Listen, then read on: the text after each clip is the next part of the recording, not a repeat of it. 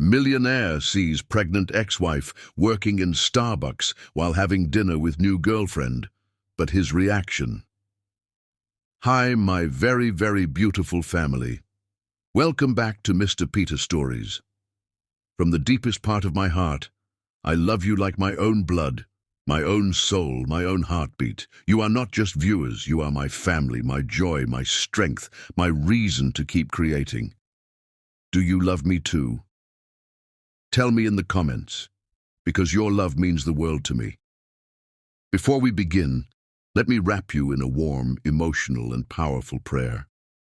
Dear Heavenly Father, please hold my beautiful family close today.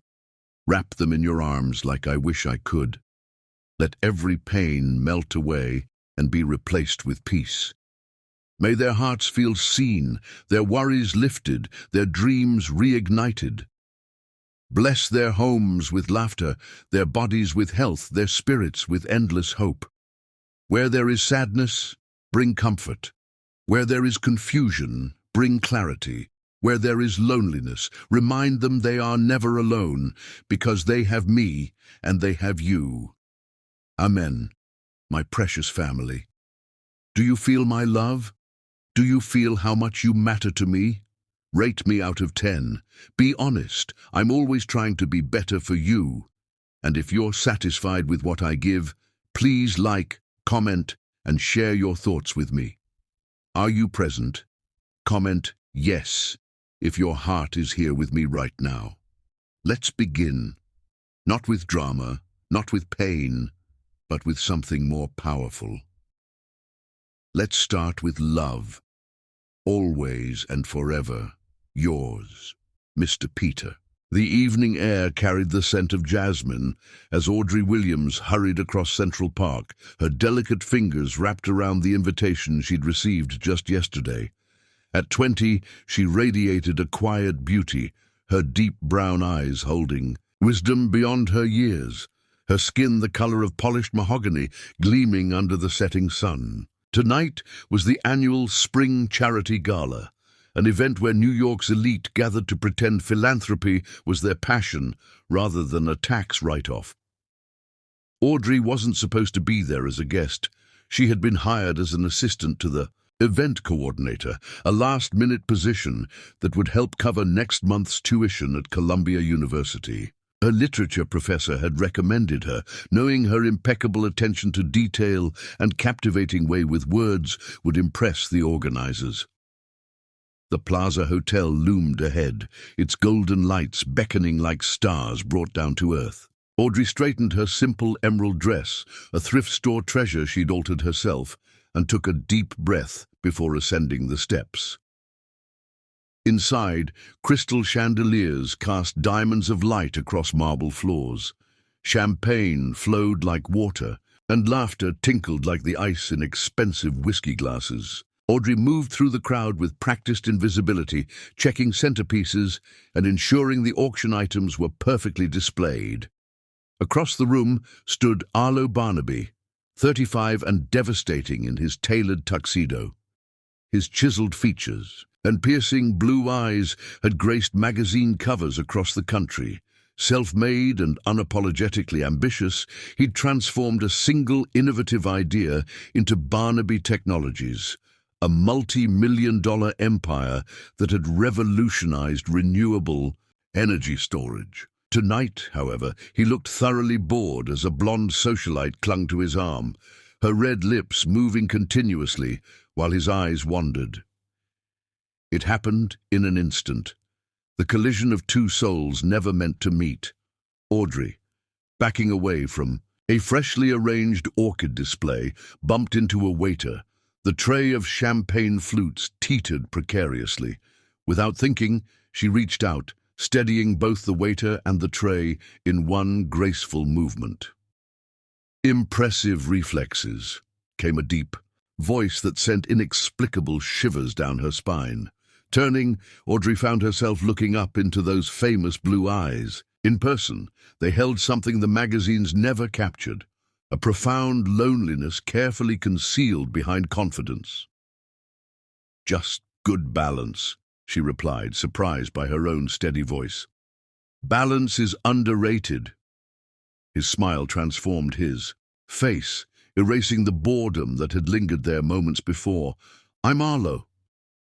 "I know who you are, Mr. Barnaby," she said, unable to stop the slight curve of her lips. "Everyone does." "And you are?" He leaned closer, as if they were sharing secrets in a room full of people who suddenly didn't matter. "Audrey Williams.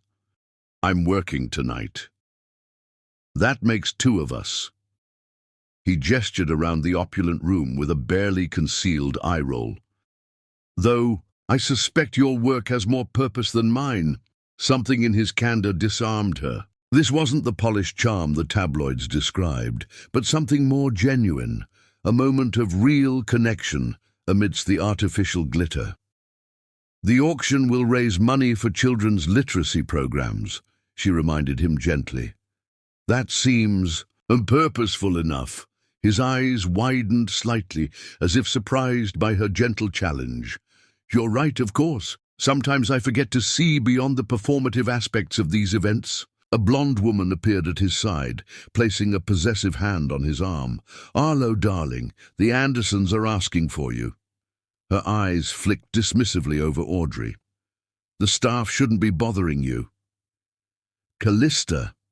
His voice cooled several degrees.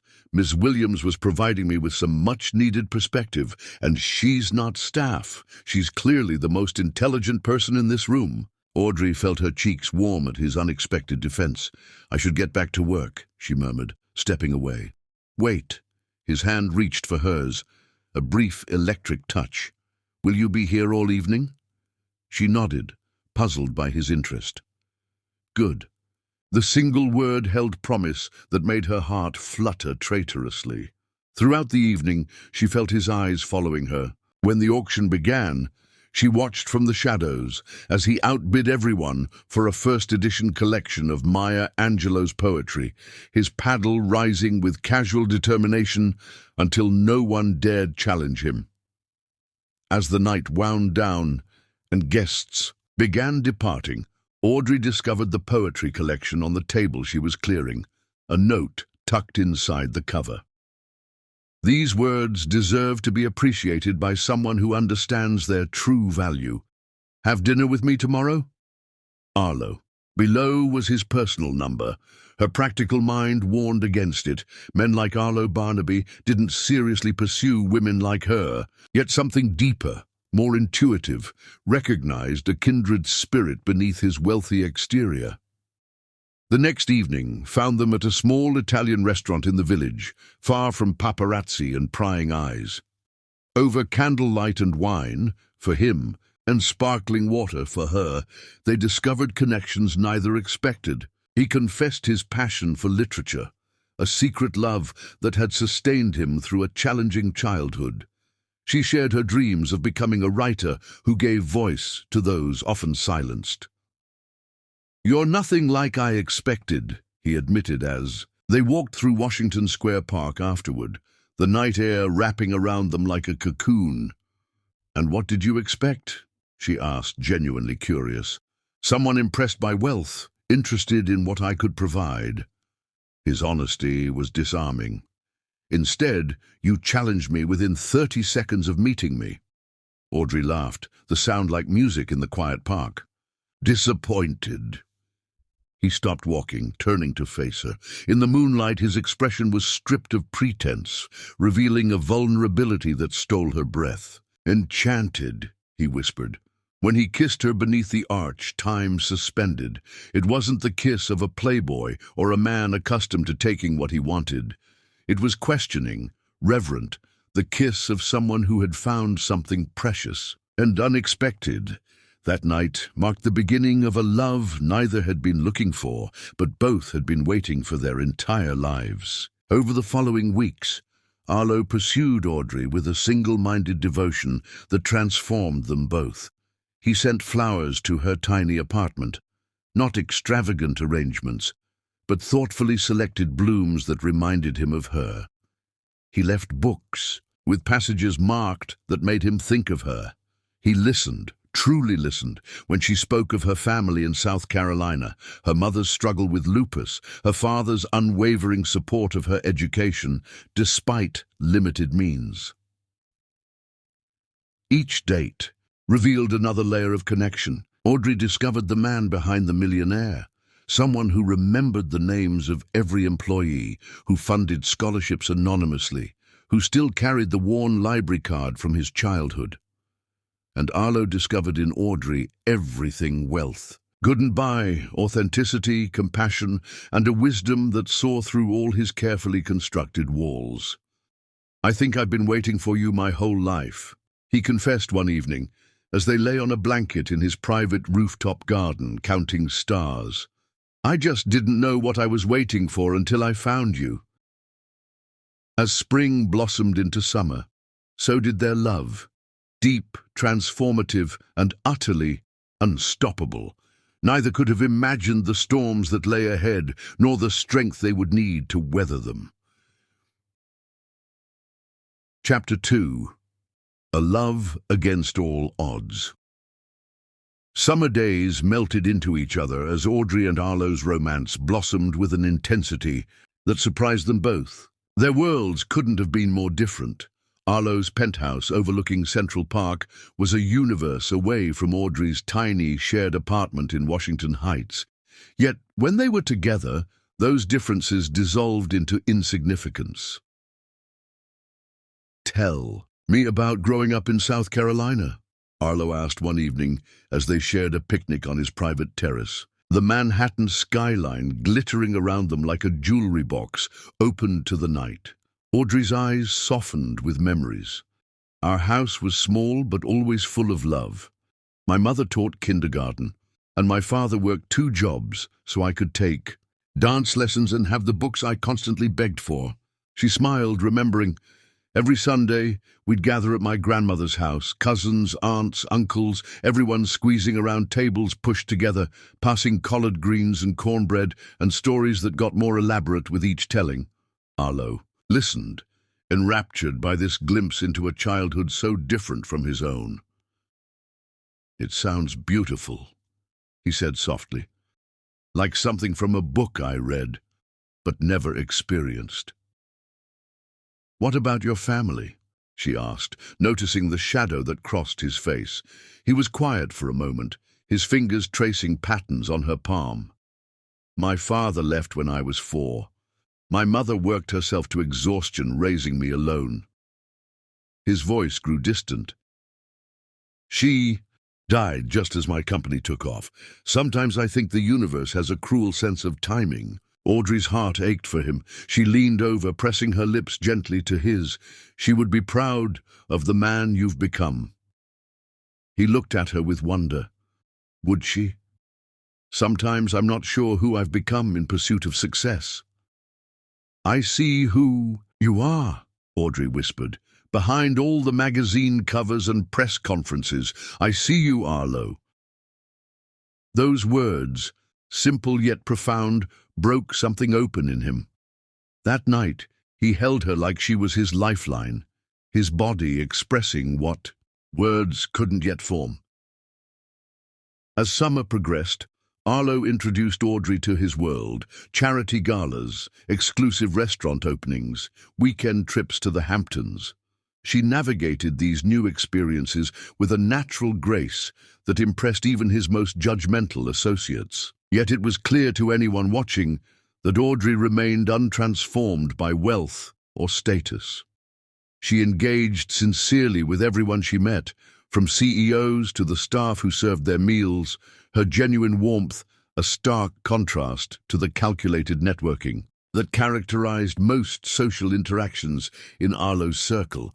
Not everyone welcomed her presence. Callista Monroe, who had long considered herself the natural choice for Arlo's eventual bride, watched their relationship with thinly veiled contempt. "She's very young, isn't she?" Callista commented during a benefit at the Met, her voice dripping with false concern. "And so unworldly. One has to wonder what exactly you see in her." Arlo's eyes had hardened. I see authenticity, intelligence, and a heart uncorrupted by cynicism. Rare qualities in our circles, wouldn't you agree? Callista's smile tightened, but she retreated, temporarily defeated. The true challenge came when Audrey invited Arlo to meet her family. The trip to South Carolina revealed the depth of her family's concerns. "He's 15 years older than you, Audrey," her father said during a private moment on the porch, his weathered hands clasped tightly. "Men like him, with money, power, they don't see the world the way we do. I'm worried he'll hurt you." "Dad, he's not what the tabloids paint him to be," Audrey insisted. "He's kind and thoughtful. He values the same things we do: honesty, hard work, compassion." Her father studied her face, seeing the love shining. "There, your heart has always been too big, too trusting. Just promise me you'll be careful." Inside, Arlo was helping Audrey's mother prepare dinner, his suit jacket discarded, sleeves rolled up as he chopped vegetables with surprising skill. "My Audrey doesn't care about fancy things," her mother said quietly, testing him. "Her happiness comes from deeper sources." Arlo nodded, his movements never pausing. "That's precisely why I love her, Mrs. Williams. She's shown me that everything I thought mattered doesn't. And everything I never considered matters profoundly." By the end of the weekend, while her family's reservations hadn't completely disappeared, they had softened.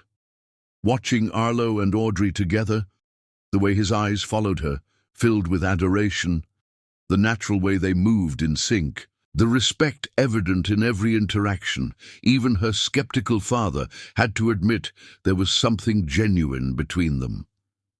Upon returning to New York, their relationship intensified. Arlo found himself rearranging meetings to spend afternoons in the park with Audrey. She began keeping clothes at his penthouse, her literature textbooks mingling with his financial reports on the coffee table. They created their own world within the chaos of Manhattan. Sunday mornings spent reading the paper in bed, discovering hole-in-the-wall restaurants where no one recognized Arlo. Long conversations about everything and nothing as night turned to dawn. On a crisp September evening, exactly 3 months after they met, Arlo took Audrey to the Metropolitan Museum of Art after hours, a privilege arranged through a substantial donation. They wandered the empty galleries, their footsteps echoing against marble floors, the greatest artworks in history, their silent companions. In the Temple of Dendur, moonlight streaming through the glass ceiling, Arlo stopped. His typically confident demeanor gave way to something almost boyish, vulnerable. "Audrey," he began, his voice uncharacteristically unsteady. "Before you, my life was colorless. I had success but no joy, achievements but no purpose." He took her hands in his. "You've shown me what matters. How to see beauty in small moments, how to love without conditions or expectations." He lowered himself to one knee, and Audrey's heart thundered in her chest. "I know it seems fast," he continued, producing a black velvet box, "but when you find your heart's match, time becomes irrelevant."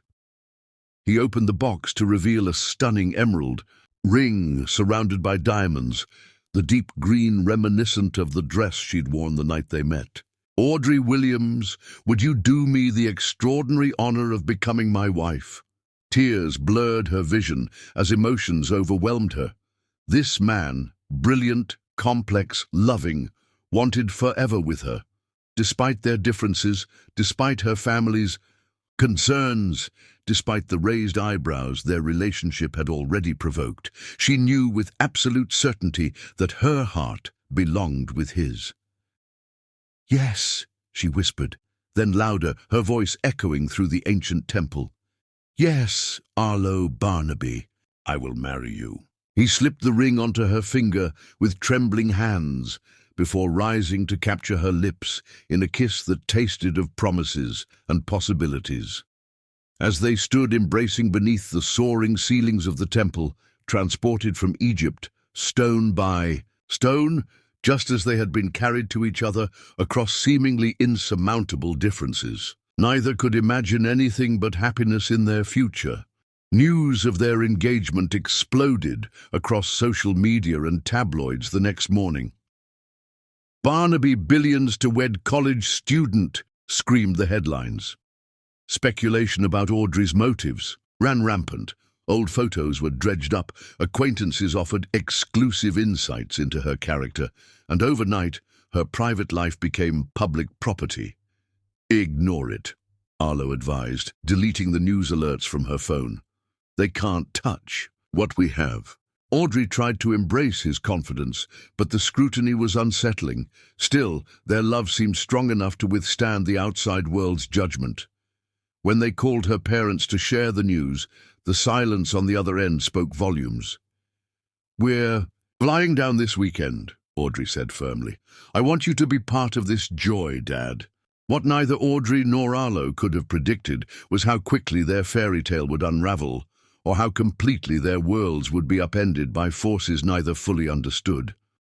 As autumn leaves began to fall across New York, the seeds of their destruction were already taking root, waiting for the perfect moment to shatter their newfound happiness. Chapter 3. A Fairy Tale Wedding. The Plaza Hotel transformed into an enchanted garden for Audrey and Arlo's wedding day. White roses and orchids cascaded from crystal chandeliers, their perfume mingling with the scent of jasmine and gardenia. Ivy and fairy lights twined around marble columns, creating a magical forest within the iconic ballroom. No expense had been spared. Arlo had insisted on creating a day worthy of the woman who had captured his heart so completely. In a private suite upstairs, Audrey sat before a mirror as a stylist arranged her final curl. Her wedding gown, a masterpiece of delicate lace and pearl beading, caught the light with every breath. The emerald engagement ring glowed on her finger, matching the earrings Arlo had given her that morning, delivered with a note that had brought tears to her eyes. "To my North Star, thank you for guiding me home to love." "You look like something from a dream," her mother said, voice thick with emotion, as she fastened a bracelet around Audrey's wrist, her grandmother's, worn by 3 generations of brides in their family. "Are you happy, Mama?" Audrey asked softly, meeting her mother's eyes in the mirror. Catherine Williams studied her daughter's face, searching for any sign of doubt. Finding none, she smiled. "If you're happy, baby girl, then so am I." She hesitated. "Your father is trying. He just wants to protect you." Audrey nodded, understanding the complexity of her father's feelings. After their engagement announcement, Thomas Williams had retreated into stony silence. Only Audrey's ultimatum, accept Arlo or lose her, had brought him to New York for the wedding. Even now, he waited downstairs with rigid shoulders and a tight smile that didn't reach his eyes. "Has he said anything about Arlo?" Audrey asked, nervousness creeping into her voice. Catherine sighed. "He spent an hour with Arlo this morning. Your father didn't share details, but he did say that the man clearly loves you. That's as close to a blessing as he could manage." The revelation surprised Audrey. She hadn't known the 2 men had spoken privately. Whatever had passed between them, her father's presence here today represented significant effort to overcome his misgivings. A knock at the door interrupted their moment. "It's time," called the wedding planner. Audrey rose, a vision in white against the backdrop of Manhattan's skyline, visible through the suite's windows. She took a deep breath, centering herself in the certainty of her choice. Whatever doubts others harbored, she knew Arlo's heart matched her own. The ceremony unfolded like a dream sequence. 400 guests watched as Audrey glided down an aisle strewn with rose petals, her father's arm tense beneath her hand. But when she caught sight of Arlo waiting at the altar, his eyes filling with tears at the vision of her approaching, everything else faded away. She noticed his hands trembling slightly as she reached him, this powerful man rendered vulnerable by love. "You're breathtaking," he whispered when she reached him, his voice catching. Their vows, written by each of them in private, echoed. With promises of unwavering devotion, Arlo's voice carried through the hushed ballroom as he pledged himself to her. "Audrey, before you, I was a man who had everything and nothing simultaneously. You brought color to a grayscale existence, meaning to mere success. I promise to cherish your brilliant mind, your compassionate heart, and your beautiful soul every day for the rest of our lives. To listen when you speak, to support your dreams as fervently as my own, to love you through whatever storms may come. You are my home, my heart, my future, my everything." Tears streamed freely down Audrey's cheeks as she responded. "Arlo, you found me when I wasn't looking, loved me when I wasn't expecting it, and showed me that fairy tales sometimes begin after the books close. I promise to stand beside you in joy and sorrow, to remind you of your worth beyond any achievement, to be your safe harbor and your greatest adventure. I give you my trust, my loyalty, my laughter, and a love that will only grow stronger with each passing day. You are the answer to a question my heart didn't know how to ask." As they were pronounced husband and wife, Arlo gathered her in his arms with a tenderness that belied his powerful frame. Their kiss sealed promises many in attendance doubted would last the year, a May-December romance between worlds too different to truly merge. The reception that followed was a spectacular fusion of elegance and emotion. New York's elite mingled with Audrey's family and college friends, creating unlikely conversations across social divides.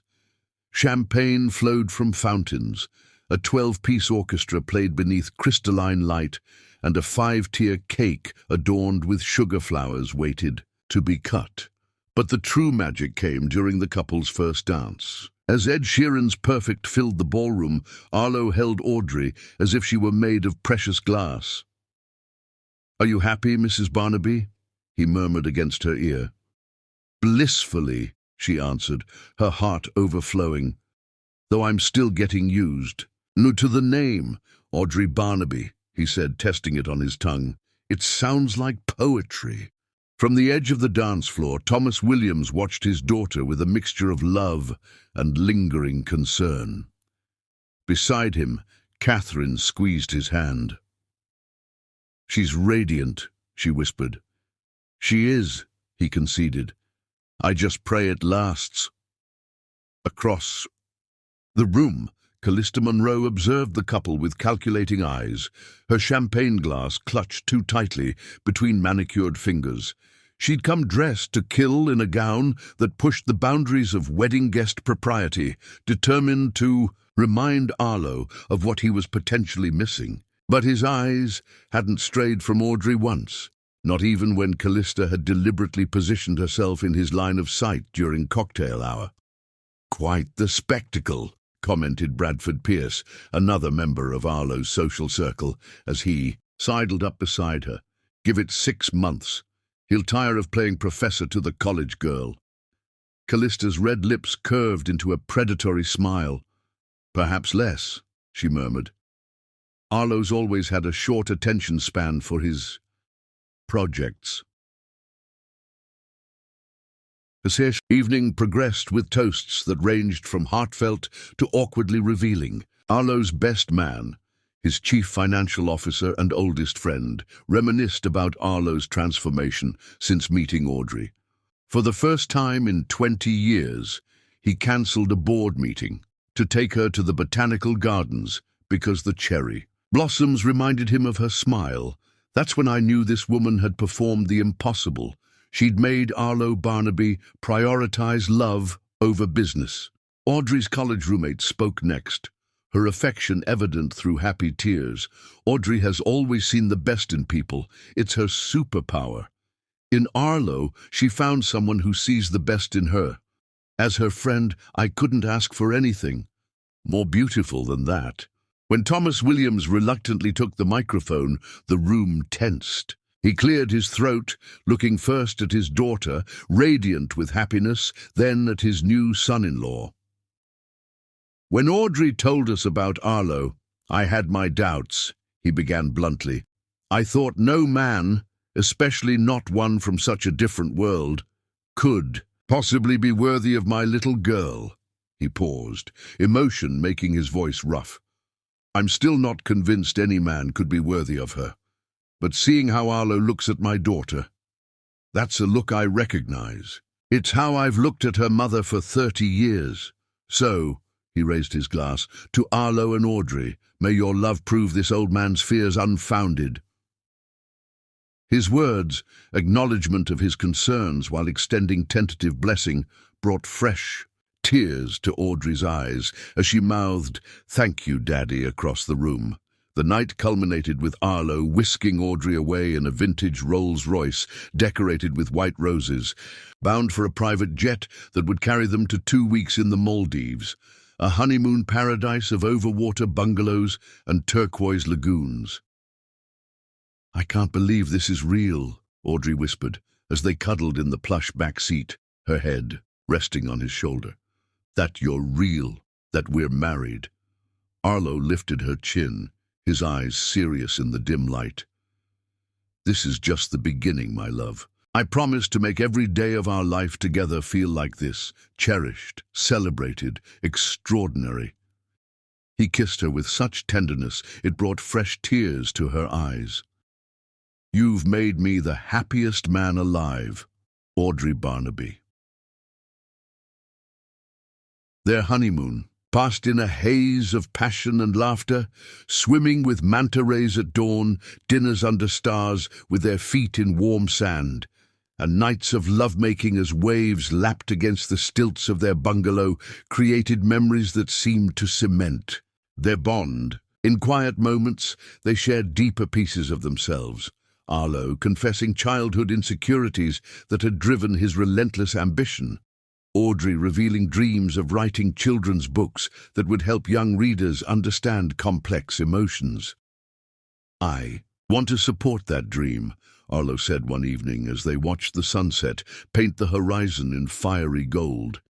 "You have a gift for understanding people, for making difficult things accessible. That shouldn't be lost because you married me." His encouragement touched her deeply. "I worried my own goals might seem insignificant next to your accomplishments." "Never," he said firmly, taking her hands in his. "Your success will never threaten mine, and mine should never overshadow yours. We rise together, Audrey." The conversation revealed the depth of understanding they'd cultivated, a partnership built on mutual respect beyond the physical attraction and emotional connection that had first drawn them together. Upon returning to New York, they moved into Arlo's penthouse, now theirs together. Audrey added touches that transformed the stylish but impersonal space into a home. Photographs in mismatched frames, books stacked on coffee tables, fresh flowers in every room.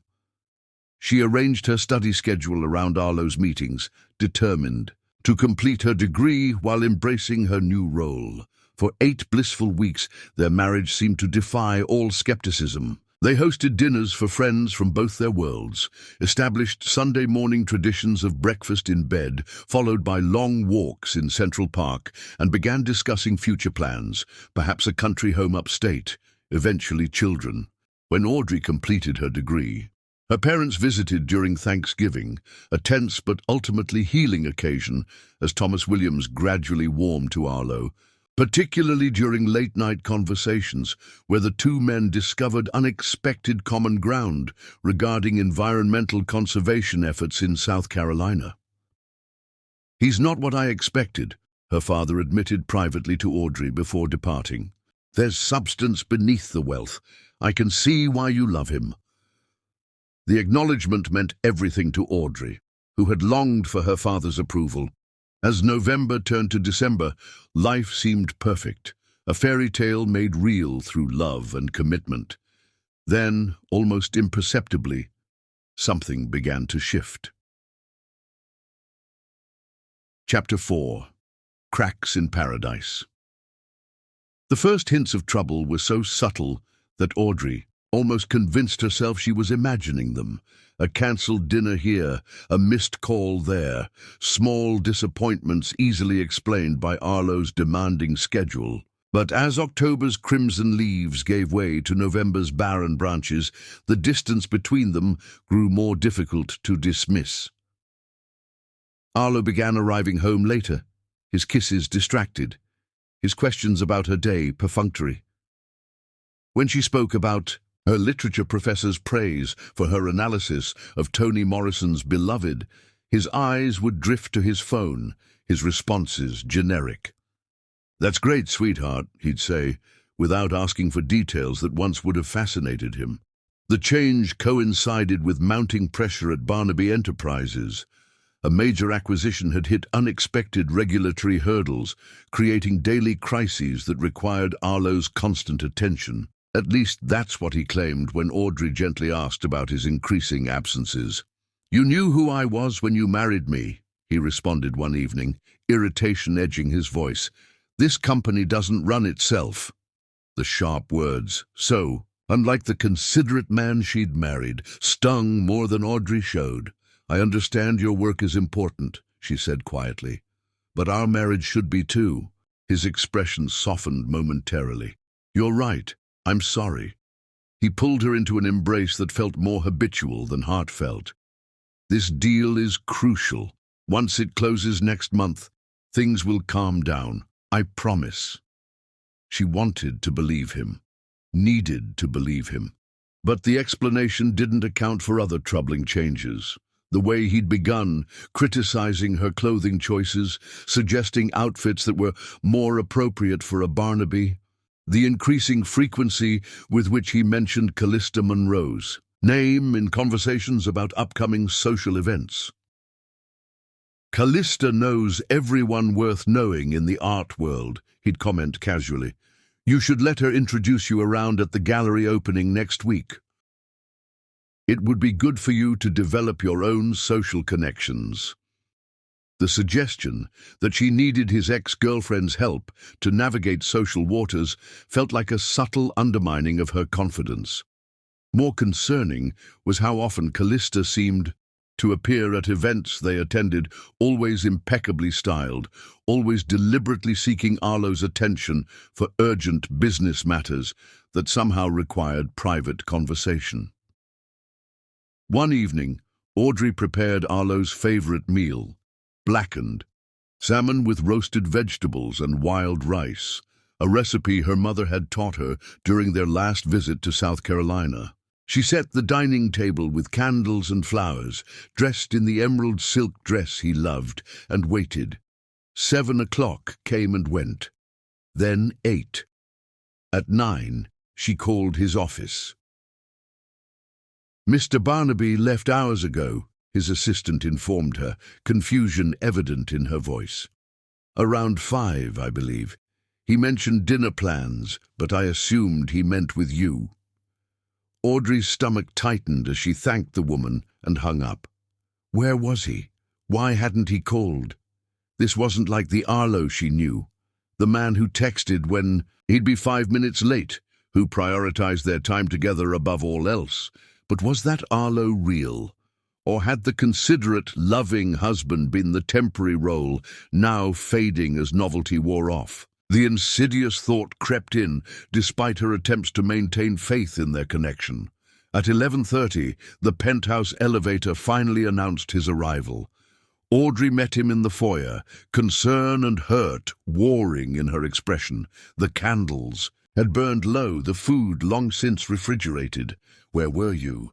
she asked, working to keep accusation from her tone. "I was worried." Arlo's eyes didn't quite meet hers. "Emergency meeting with investors. Didn't Shannon tell you when you called?" The lie landed between them, heavy and unexpected. She said, "You left at 5. A flash of irritation crossed his face. She must be confused. It was a last-minute thing. He moved past her toward the bedroom, loosening his tie. "I'm exhausted, Audrey.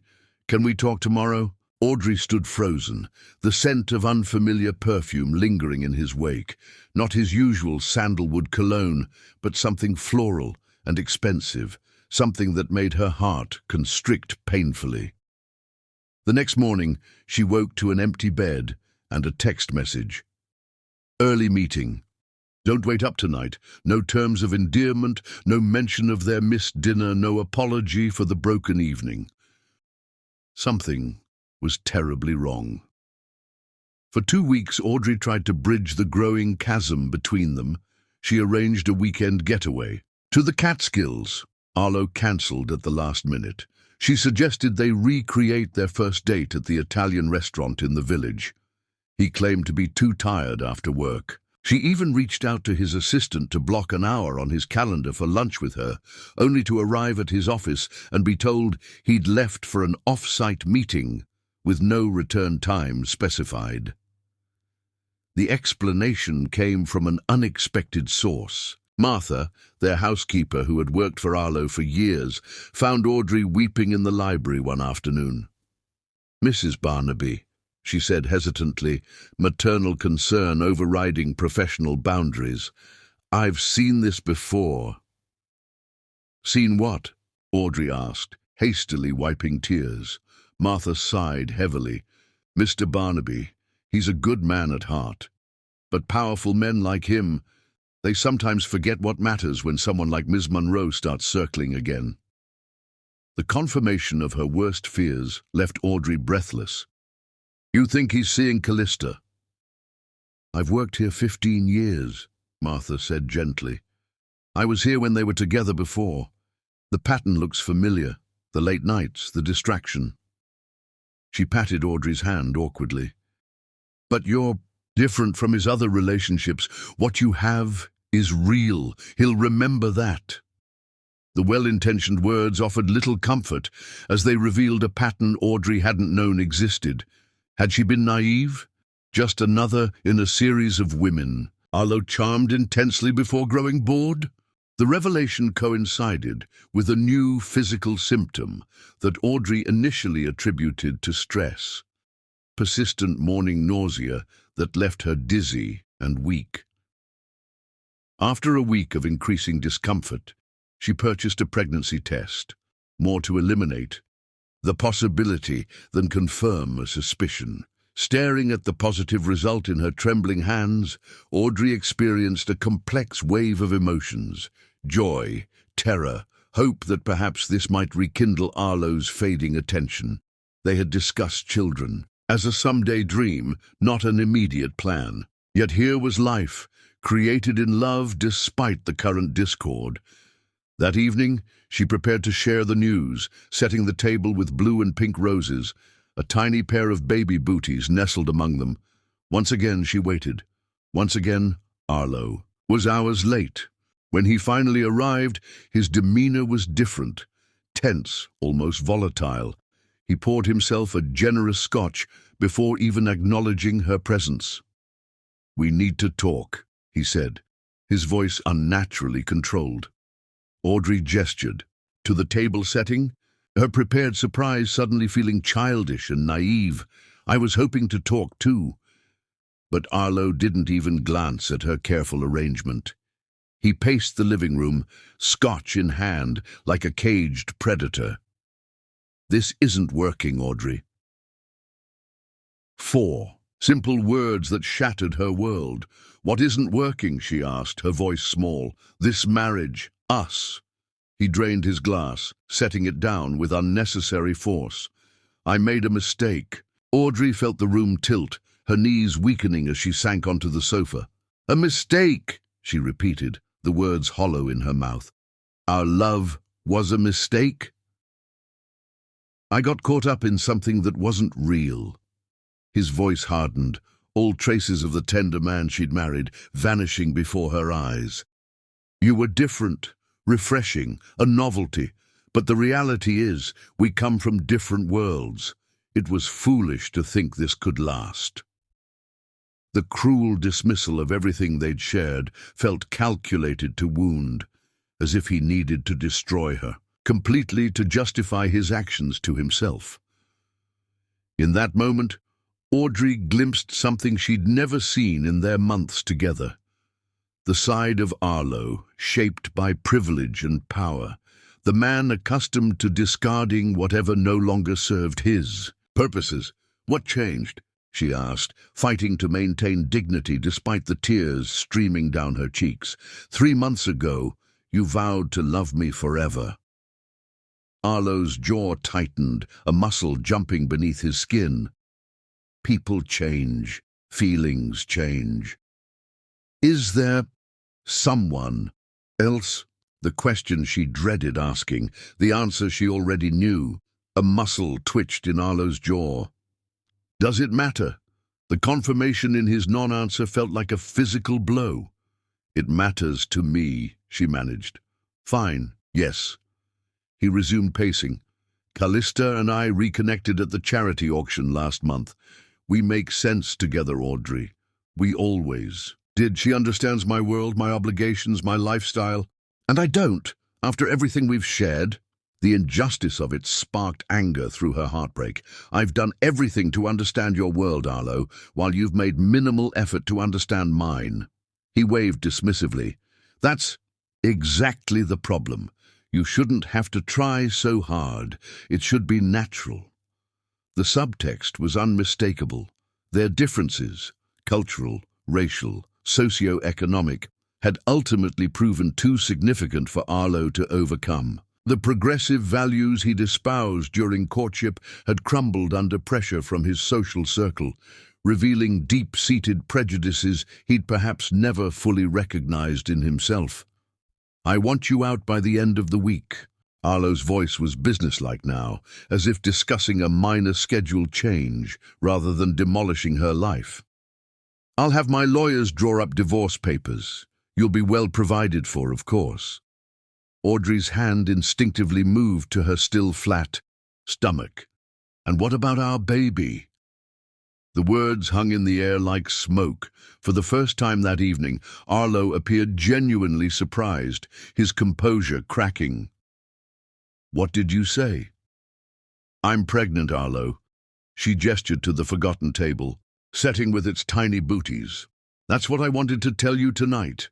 His expression shifted from shock to something darker, more calculating.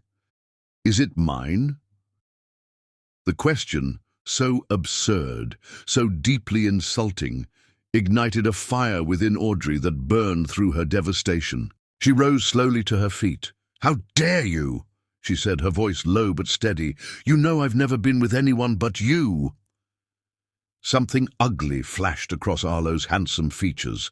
"Do I? You trapped me once with marriage. A baby would be the perfect encore, wouldn't it?"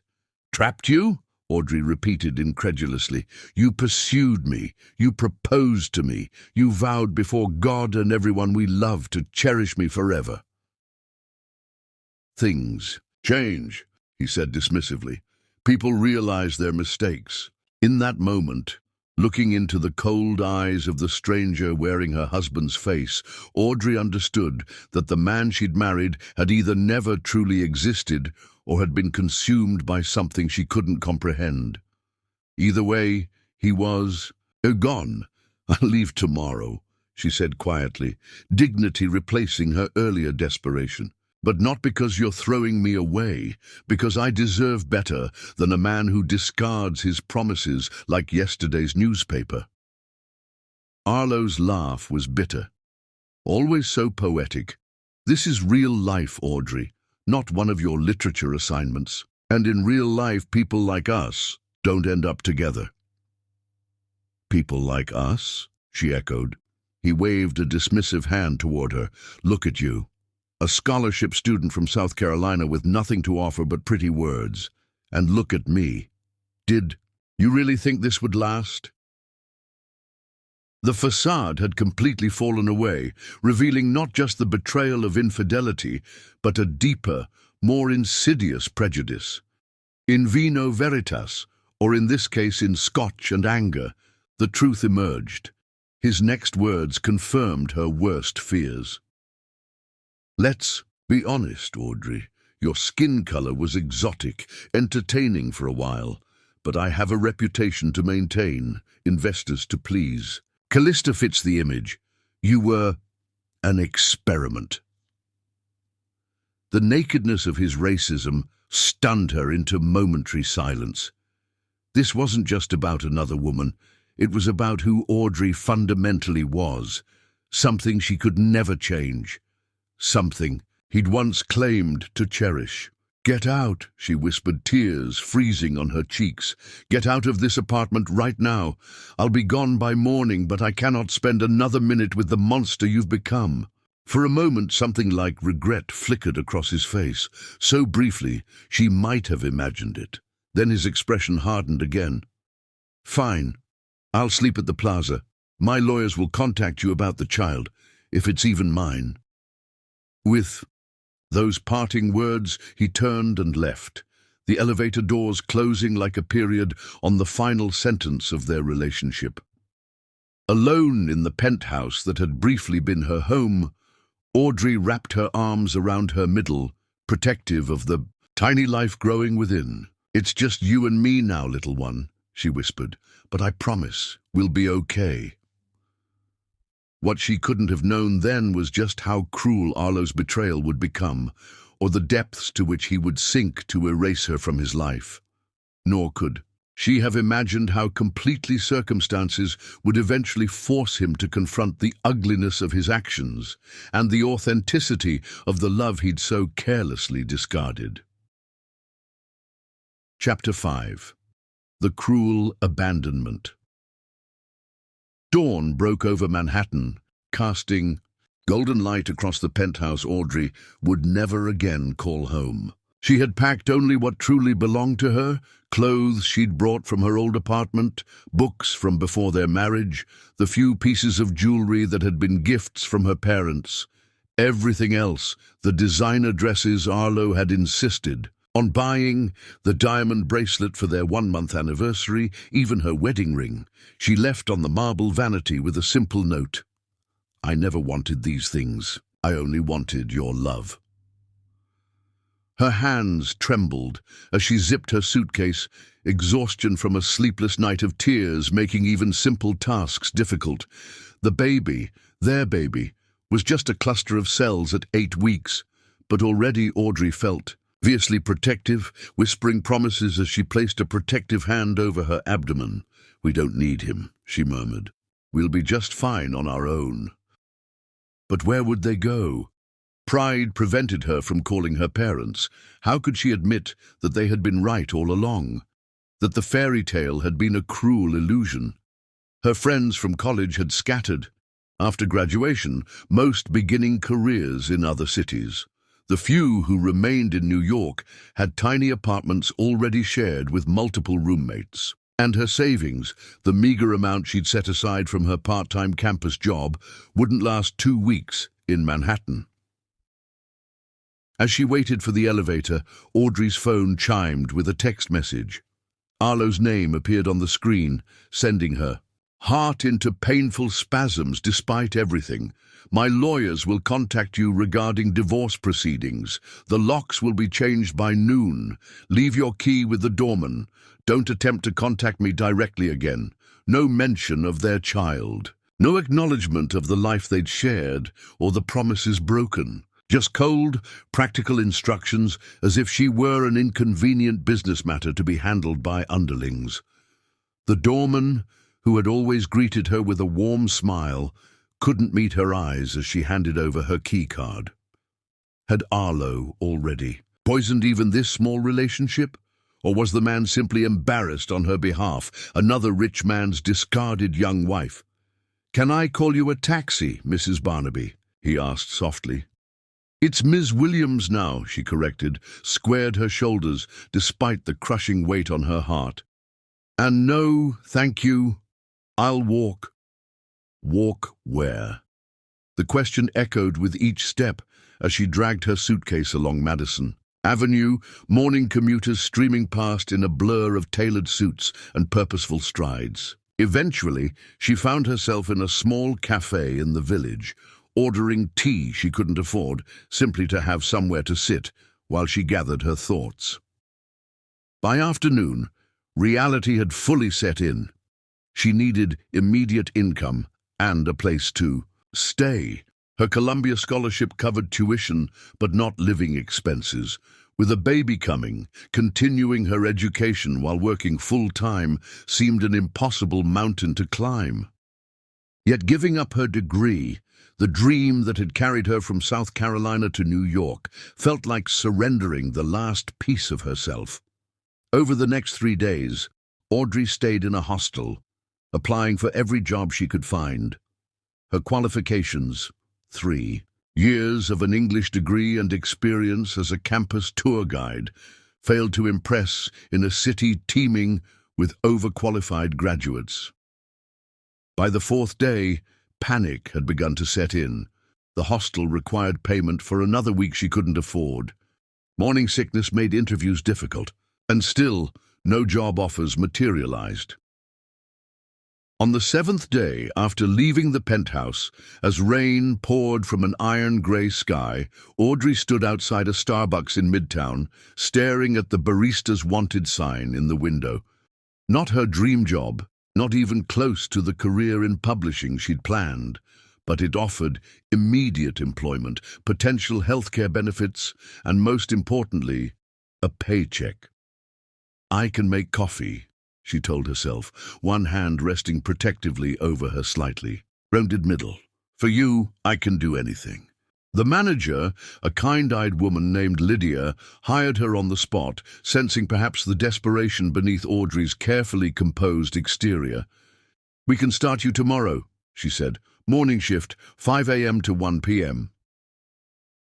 That evening, with her first glimmer of hope in days, Audrey found a tiny studio apartment in Washington Heights, far from the luxury she'd briefly known, but clean and safe with a kitchenette and shared bathroom down the hall. The landlord required first and last month's rent she didn't have. "Please," she'd begged, "I start a new job tomorrow. I can pay you half now and half from my first paycheck." Something in her eyes, the determination mingled with fear, must have moved him. "First month only," he conceded gruffly, "but if you're late with the second payment, you're out. No exceptions." The apartment was barely large enough for a twin mattress and small dresser. The walls bore water stains, and the single window overlooked an air shaft. But as Audrey spread her only set of sheets over the second-hand mattress, she felt a strange sense of ownership that the penthouse had never provided. This space, however humble, was hers alone. Meanwhile, across town, Arlo Barnaby sat in his newly redecorated penthouse, all traces of Audrey meticulously erased, reviewing the divorce papers his attorneys had prepared. Beside him lounged Callista Monroe, her blood-red nails tracing patterns on his arm as she peered at the documents. "You're being more than generous," she commented, noting the settlement figure. "After what she did, trying to trap you with a pregnancy?" Arlo's jaw tightened. "We don't know it's mine." "Of course it isn't," Callista soothed, though doubt flickered briefly in her eyes. She had known Arlo for years, had watched his calculated pursuit of Audrey with thinly veiled jealousy. The pregnancy timing aligned perfectly with their marriage. But acknowledging that truth wouldn't serve her purposes. "She'll take the money and disappear, then we can finally move forward with our plans." What neither mentioned was the ugly scene that had unfolded the morning after Audrey's departure. Callista had arrived at the penthouse bearing champagne to celebrate their freedom, only to find Arlo standing in the bedroom, holding Audrey's abandonment note with an expression of such raw anguish it had momentarily frightened her. "She left." "Everything," he'd whispered, gesturing to the jewelry arranged nearly on the vanity. "Every gift, every token." For a fleeting moment, doubt had crossed his features, a recognition of what he'd thrown away. Callista had quickly moved to fill the dangerous space for reflection, taking the note from his hands and tearing it to pieces. "She's manipulating you," she'd insisted. "This is what girls like her do. They play on your guilt. The fact she left these things just proves she was after your money all along. If she really cared about the gifts because they came from you, she'd have kept them. Her words, precisely, calculated to twist the knife of Arlo's insecurities, had done their work. By evening, his momentary regret had hardened into bitter resolve. His memories of Audrey's love reframed as calculated deception. Weeks passed. Autumn gave way to winter, Manhattan transformed by twinkling lights and holiday decorations. Audrey settled into a routine, rising at 4 a.m. for her Starbucks shift, taking online classes during the afternoon to continue her education, falling into exhausted sleep by 9 p.m. Her baby bump grew steadily, visible now beneath her oversized sweaters. Regular prenatal vitamins and careful budgeting for nutritious food consumed most of her paycheck, leaving little for extras like heat. On the coldest December nights, she slept in layers of clothing, reciting poetry to her unborn child to distract from the chill. She had received the divorce papers, delivered by courier to Starbucks after Arlo's investigators discovered her employment. The settlement offered was substantial, enough to provide comfortably for years, but came with crushing stipulations.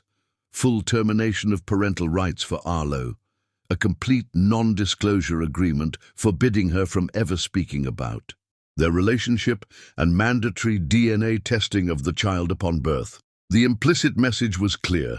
Arlo was willing to pay handsomely to erase both Audrey and his potential child from his life permanently. The cruelty of it, the cold dismissal of a life he had helped create, had left her sobbing in the employee bathroom during her break. "I won't take his money," she had decided that night, tearing the papers to shreds. "We don't need anything from a man who could be so heartless." Instead of signing, she returned the shredded documents with a single sentence written on a note card. "We want your love, not your guilt money." The response came via a tersely worded letter from his attorneys. If she refused the settlement, they would pursue aggressive measures to prove the child wasn't Arlo's, potentially including invasive prenatal testing and public depositions about her personal life. The threat was clear: accept his terms or be destroyed. Audrey had no resources for a legal battle, no means to fight the army of attorneys at Arlo's disposal. With trembling hands, she had signed the revised papers, accepting financial support for the child, but refusing the personal settlement. Her only demand that Arlo himself sign a statement acknowledging paternity once DNA confirmed it, even if he wanted no relationship with his child. "Your client can erase me from his life," she'd written in her response, "but he cannot erase his own blood. This child deserves to know their father acknowledged them, even if he chose absence." Christmas approached, bringing with it a bone-deep loneliness Audrey had never known. Her parents had called repeatedly, increasingly concerned by her vague explanations about her marriage. Unable to bear their questions or disappointment, she had gradually stopped answering, sending only occasional texts assuring them she was fine. The baby, active now, with kicks that sometimes woke her at night, was her only companion, the only heart that beat in rhythm with her own. Little did she know that the new year would bring an encounter that would shatter what fragile peace she had managed to build, and set in motion events that would transform both her life and Arlo's forever. Chapter 6. A Fateful Encounter. The January wind cut through Manhattan like a knife, turning the city into a landscape of huddled figures rushing between warm havens. 6 months had passed since Audrey's world had shattered, her belly now curved prominently beneath her Starbucks apron, drawing occasional sympathetic glances from regular customers who had watched her pregnancy progress through autumn and into winter. "You should be sitting down more," Lydia, her manager, chided gently as Audrey balanced a tray of freshly baked pastries. "You're in your 3rd trimester now." "I'm fine," Audrey insisted, though the persistent ache in her lower back suggested otherwise. Her doctor had warned about working while standing for 8-hour shifts, but taking leave meant losing income she desperately needed before the baby arrived in March. The Midtown Starbucks where she worked was upscale, strategically located, near several corporate headquarters and high-end shopping destinations. Executives in tailored coats and designer boots streamed through each morning, most too absorbed in their phones to notice the pregnant barista carefully crafting their complicated orders. Audrey preferred it that way. Anonymity had become her shield, her protection against the whispers that had followed her during those final painful weeks as Arlo Barnaby's wife. That evening, as darkness fell early and snow began dusting the sidewalks, Audrey was wiping down the counter when the bell above the door chimed. She glanced up automatically, the customary welcome freezing on her lips as her heart stopped beating. Arlo stood in the doorway, more handsome than her memories, had preserved, his camel hair coat dusted with snowflakes, his blue eyes scanning the menu board above her head. He wasn't alone. Callista clung to his arm, resplendent in a white fur coat and red leather gloves, her blonde hair swept into an elegant updo. Time seemed to slow as Audrey's world narrowed to this impossible moment. She hadn't seen him since that night 6 months ago, had actively avoided any place he might frequent, had stopped reading news or magazines that might carry his image. Yet here he was, casually entering her sanctuary, unaware that the woman whose heart he had shattered stood mere feet away. "Hide in the back," Lydia whispered urgently, recognizing the frozen terror on Audrey's face. "I'll cover the counter." But before Audrey could move, Callista's gaze drifted lazily across the shop and locked with hers. Recognition flashed instantly, followed by something cruel and satisfied. She tugged Arlo's sleeve, whispering in his ear while maintaining eye contact with Audrey. Arlo's head snapped up, his expression cycling rapidly through shock, disbelief, and then something unreadable as his eyes dropped to her prominent belly. "Well, this is unexpected," Callista drawled loudly enough for nearby customers to hear, slumming it behind a coffee counter. "Audrey, how appropriate." The cafe quieted, conversations halting as patrons sensed the tension crackling between the three figures. Audrey's cheeks burned with humiliation, but she forced her spine straight, one protective hand resting on her belly. "Welcome to Starbucks," she said evenly, professionalism her only defense. "What can I get for you?" Arlo seemed unable to speak, his eyes fixed on her pregnant form. 6 months along now, there could be no doubt that the child she carried had been conceived during their marriage. The timing was irrefutable. Callista's red lips curved into a malicious smile. "Isn't this sweet? Playing at being self-sufficient." She turned to Arlo. "Darling, isn't it admirable how your charity case has found her natural level?" "That's enough." Arlo's voice was tight, something like discomfort flickering across his features. He reached for his wallet. "We're leaving." "Oh, but I'm suddenly craving coffee," Callista insisted, stepping closer to the counter. Her cold eyes assessed Audrey like a predator, evaluating wounded prey.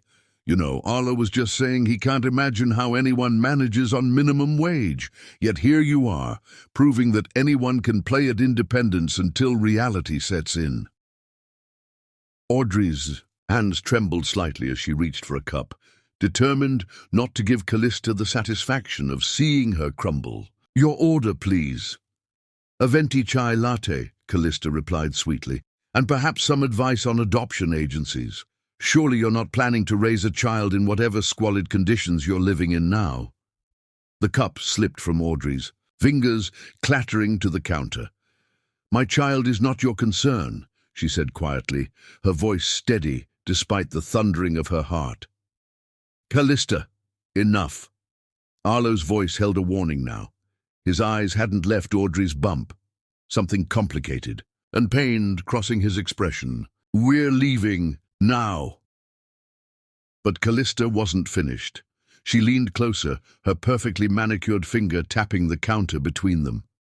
"You should have taken the money when it was offered, little girl. Playing the martyr might feel noble, but what kind of mother chooses pride over her child's well-being?" No wonder Arlo realized his mistake so quickly. Each word was a precision strike against Audrey's deepest insecurities, fears that had kept her awake through countless nights as she questioned whether her determination to forge ahead independently was selfish, whether her child might suffer for her refusal to accept Arlo's settlement. "My child will have everything that matters," Audrey replied, surprising herself with the steel in her voice. "Love, honesty, integrity, things money can't buy and you clearly can't comprehend." Arlo's sharp intake of breath suggested her words had found their mark. He grabbed Callista's elbow roughly. "We're done here."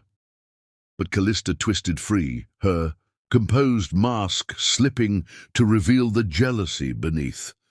"Does your manager know you're harassing customers, barista? Perhaps we should speak with them about your attitude." "I'm the manager," Lydia interjected firmly, stepping beside Audrey, "and I think it's time for you to leave. We reserve the right to refuse service to anyone creating a hostile environment." For the first time, uncertainty flickered across Callista's perfect features. Being publicly dismissed wasn't part of her calculated humiliation plan. "Come on," Arlo urged, his eyes darting uncomfortably around the now silent cafe, where several customers were openly watching the drama unfold. "This is beneath us." "Beneath us," Callista repeated with a hollow laugh. "Yes, exactly like your former mistake." She cast one final contemptuous glance at Audrey's swollen belly. "Though I suppose we should thank her for confirming what we already knew. She trapped you with the oldest trick in the book, pathetic." Something in Audrey, perhaps the hormones surging through her system, perhaps months of suppressed rage, perhaps the fierce protective instinct of impending motherhood, snapped at Callista's cruel words. "You know nothing about love," she said, her voice carrying clearly through the hushed cafe. "You pursued a man who stood before God and promised himself to another. You helped destroy a marriage and a family without a moment's remorse. And now you stand here, flaunting your relationship built on betrayal, and have the audacity to call me pathetic." Her eyes shifted to Arlo's shocked face. "I pity you both." Arlo's complexion had drained of color, his jaw clenched so tightly a muscle jumped beneath his skin. For a moment, just a heartbeat, something like recognition flashed in his eyes, as if seeing past months of Callista's manipulations to a truth. He'd buried. "Let's go," he said hoarsely, physically pulling Callista toward the door. "This isn't over," Callista hissed as she was dragged away, her composed facade cracking completely. "You'll regret this, I promise you." The bell jangled harshly as they exited into the snowy night, leaving behind a cafe full of wide-eyed customers and one pregnant barista clinging to the counter for support as her knees threatened to buckle. "Take a break," Lydia ordered gently, leading Audrey toward the back room. "Right now." Once behind the closed door of the employee area, Audrey's carefully maintained composure shattered. Tears she'd held back for months poured down her cheeks as her body shook with silent sobs. The baby kicked furiously, responding to the surge of stress hormones flooding her system. "I'm sorry, little one," she whispered, stroking her belly. "I'm so sorry." "He's the father?" Lydia asked quietly, handing Audrey a glass of water. Audrey nodded, unable to form words through her tears. "And he left you while you were pregnant?" Incredulity and disgust tinged Lydia's voice. "He didn't know," Audrey managed after a moment. "Not when he ended things. I told him that night, but he accused me of trapping him, suggested the baby wasn't his." "Jesus," Lydia breathed, sitting heavily beside her. "What are you going to do now that he's seen you? Seen—" She gestured to Audrey's prominent bump. It was the question Audrey had been asking herself since the moment Arlo's shocked eyes had registered her pregnancy. The truth was, she didn't know. The fragile independence she'd built these past months suddenly felt terrifyingly vulnerable. What if Callista's parting threat wasn't empty? What if Arlo, confronted with undeniable evidence of his child, decided to leverage his wealth and power to take the baby once it was born? I don't know, she admitted, fresh tears spilling. I just don't know. What neither woman could have anticipated was that across town, in the back of his chauffeured car, Arlo Barnaby sat in rigid silence, deaf to Callista's continued tirade about the encounter. His mind replayed the image of Audrey, her face thinner, shadows beneath her eyes, her skin stretched over the undeniable evidence of his child, standing proudly behind that counter despite everything he'd done to her.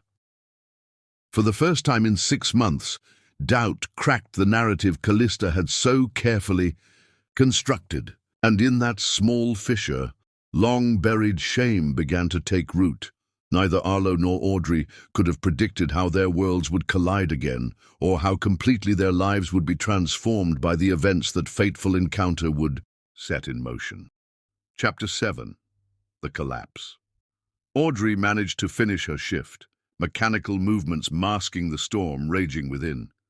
Each motion, steaming milk, grinding beans, offering rehearsed smiles to customers, required concentration that momentarily distracted from the hollow ache spreading through her chest. The customers who had witnessed the confrontation cast sympathetic glances her way, a few leaving unusually generous tips with whispered words of encouragement that threatened to shatter her fragile composure. "That woman was horrible to you," an elderly regular murmured as Audrey handed over his evening cappuccino. "Some people have no heart." She merely nodded, unable to trust her voice.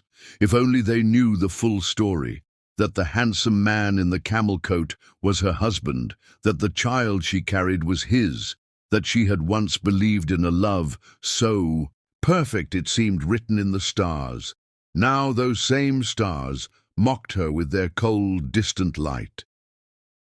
Throughout the afternoon, Audrey had noticed increasing discomfort, a persistent dull ache in her lower back, occasional tightening across her abdomen that she attributed to stress. By closing time, the pain had intensified, accompanied by a heaviness that made each movement an effort. Still, she dismissed these warning signs, focusing instead on simply making it through until she could collapse in the privacy of her tiny apartment. "I'll walk you home," Lydia insisted when closing time finally arrived. The snow had intensified, transforming Manhattan into a glittering, treacherous landscape of white-capped buildings and slick sidewalks. The beautiful snowfall that would have once delighted Audrey now seemed like another obstacle to overcome. "I'm fine," Audrey protested weakly, though the thought of the long subway ride to Washington Heights suddenly seemed insurmountable. Her body felt heavier than usual, a bone-deep exhaustion settling into her limbs that went beyond the normal fatigue of pregnancy and an 8-hour shift. "It's not a request," Lydia replied firmly, watching as Audrey's trembling hands struggled with her coat buttons.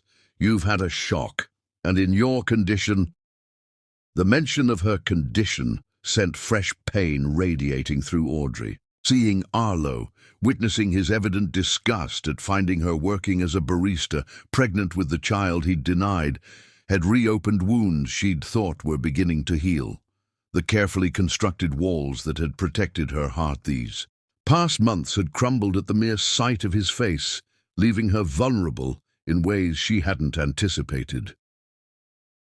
In the past week, her pregnancy had begun showing more pronounced symptoms: swollen ankles by day's end, occasional dizziness when standing too quickly, and increasing blood pressure at her last prenatal checkup. Her doctor had warned her to reduce stress and monitor for warning signs like headaches or visual disturbances. Today, The confrontation with Arlo and Callista had triggered exactly the type of emotional distress she was supposed to avoid. Outside, the bitter January wind stole her breath, crystallizing the tears that still threatened at the corners of her eyes. Snow swirled in hypnotic patterns beneath the streetlights, each flake a tiny, perfect thing, fragile and temporary, like the love she'd once believed would last forever. The city sounds seemed muffled by the snowfall, creating an eerie silence that matched the emptiness echoing inside her. They had taken only a few steps when Audrey felt a strange sensation, a light-headedness that made the streetlights blur into streaks of golden haze, followed by a cramping pain that doubled her over. The discomfort was different from the Braxton Hicks contractions she'd experienced occasionally, sharper, more insistent, accompanied by a wetness between her thighs that sent primal fear coursing through her veins. "Audrey?" Lydia's voice seemed to come from very far away, tunneling through cotton wool that seemed to fill Audrey's ears. "Oh God, you're bleeding." She tried to respond, to articulate the terror suddenly gripping her heart, but darkness encroached at the edges of her vision, a black tide rising to claim her consciousness. The last thing Audrey registered before consciousness slipped away was the cold kiss of snowflakes on her upturned face, the terrifying sensation of falling, and Lydia's panicked voice calling for help. Sirens, harsh fluorescent lights, strange hands touching her belly. These fragments penetrated the fog as Audrey drifted in and out of awareness inside the ambulance.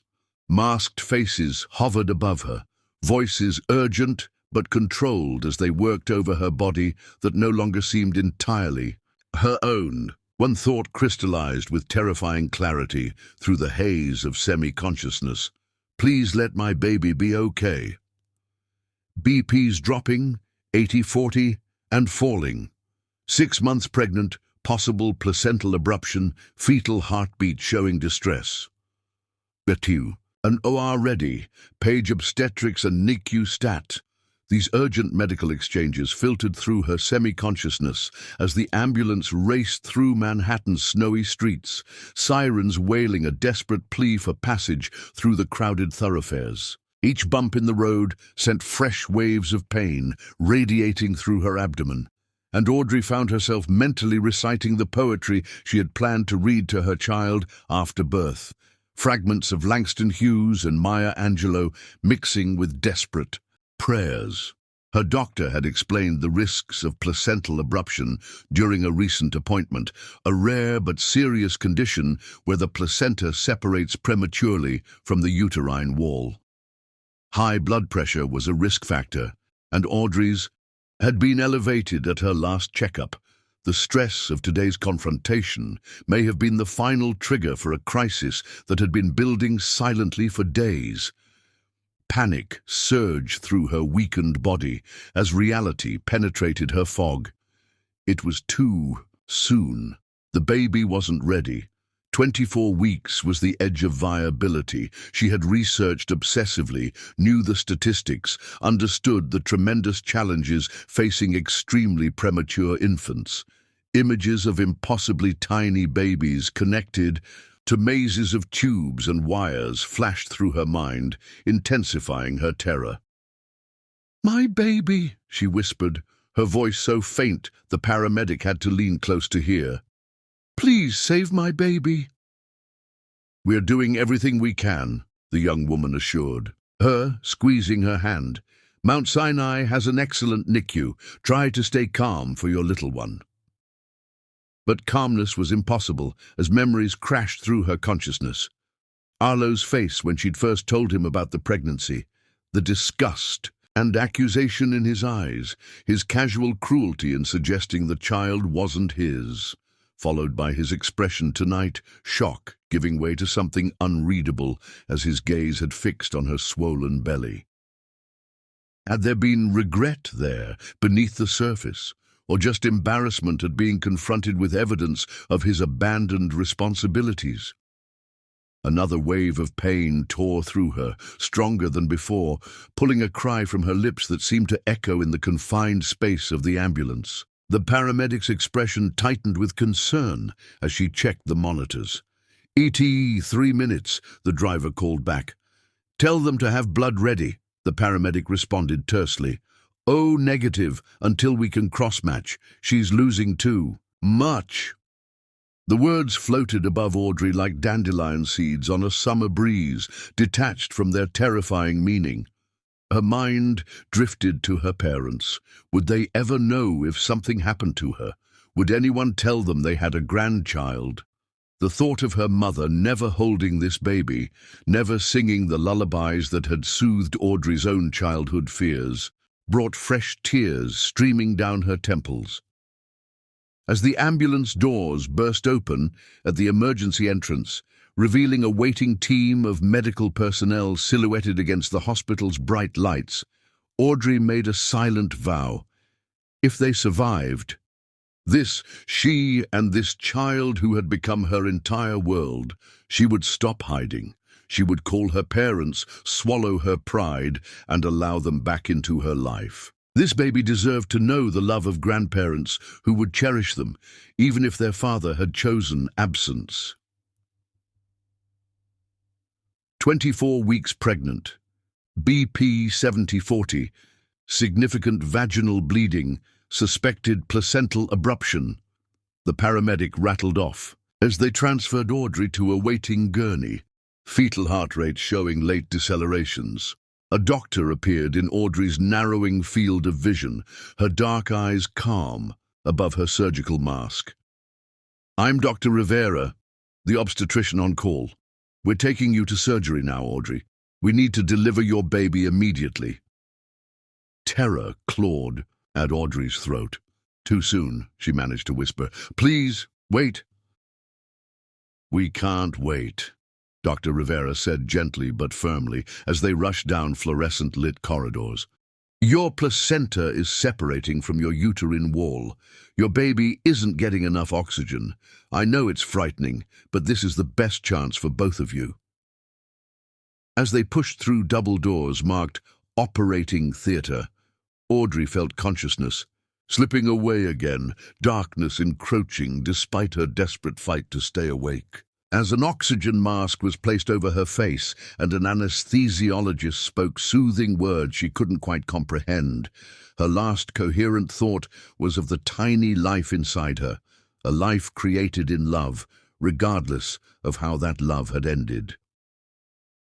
"Fight, a little one," she silently implored as the drugs pulled her under. "We've come too far to give up now." Across the city, unaware of the life and death drama unfolding, Arlo Barnaby sat in his study, a glass of untouched scotch before him, haunted by the image of Audrey's face when she'd seen him. The initial shock, the flash of lingering pain, the quiet dignity with which she'd faced Callista's cruelty. Something about that encounter had shaken loose memories he'd spent months trying to bury. Of Audrey's laughter in the early days, her intelligence that had challenged and delighted him, the way she'd looked on their wedding day, radiant with a love he'd once believed was genuine. The advanced state of her pregnancy was undeniable evidence that contradicted the narrative he'd constructed, that she had lied about the baby to trap him, that she had been unfaithful. Seeing her in that Starbucks uniform, clearly struggling but carrying herself with dignity, had triggered uncomfortable questions he'd been suppressing for months. Had Callista been manipulating him? The thought had never seriously occurred to him before, but now snippets of conversations replayed in his mind. Her constant, subtle undermining of Audrey, her convenient evidence of Audrey's supposed social missteps, her insistence that the pregnancy was either fabricated or not his. Had he been so easily manipulated because it allowed him to escape a commitment that had begun to frighten him with its intensity? His phone rang, interrupting his troubling reverie. Caller unknown. "Mr. Barnaby," a woman's unfamiliar voice, tense with urgency. "This is Lydia Martinez from Starbucks, your wife, ex-wife, Audrey has been taken to Mount Sinai Hospital. There were complications with the pregnancy. It's serious. I thought you should know." The words landed like physical blows, each one stealing his breath. "What happened?" he demanded, already reaching for his coat. "She collapsed outside the store after you left. There was blood. A lot of blood." The paramedic said something. "About the placenta separating," Lydia's voice cracked. "I rode with her in the ambulance. She kept asking them to save the baby, just the baby, not herself. They're performing an emergency C-section." Guilt, sharp and overwhelming, sliced through Arlo's chest. "Which Mount Sinai location?" "The main hospital on 5th Avenue. As he rushed from the penthouse, calling for his driver, Arlo realized, with devastating clarity, that his actions, from the cruel abandonment to tonight's public humiliation, may have directly contributed to this medical emergency. The elevated stress, the emotional trauma, the physical demands of working while pregnant, all consequences of his rejection. What kind of man had he become? The question echoed as his car sped through snow-slicked streets. The sophisticated justifications he'd built to excuse his behavior crumbled beneath the weight of one irrefutable fact. Audrey could die tonight. Their child could die tonight. And if they did, their blood would be on his hands. At the hospital, controlled chaos greeted him.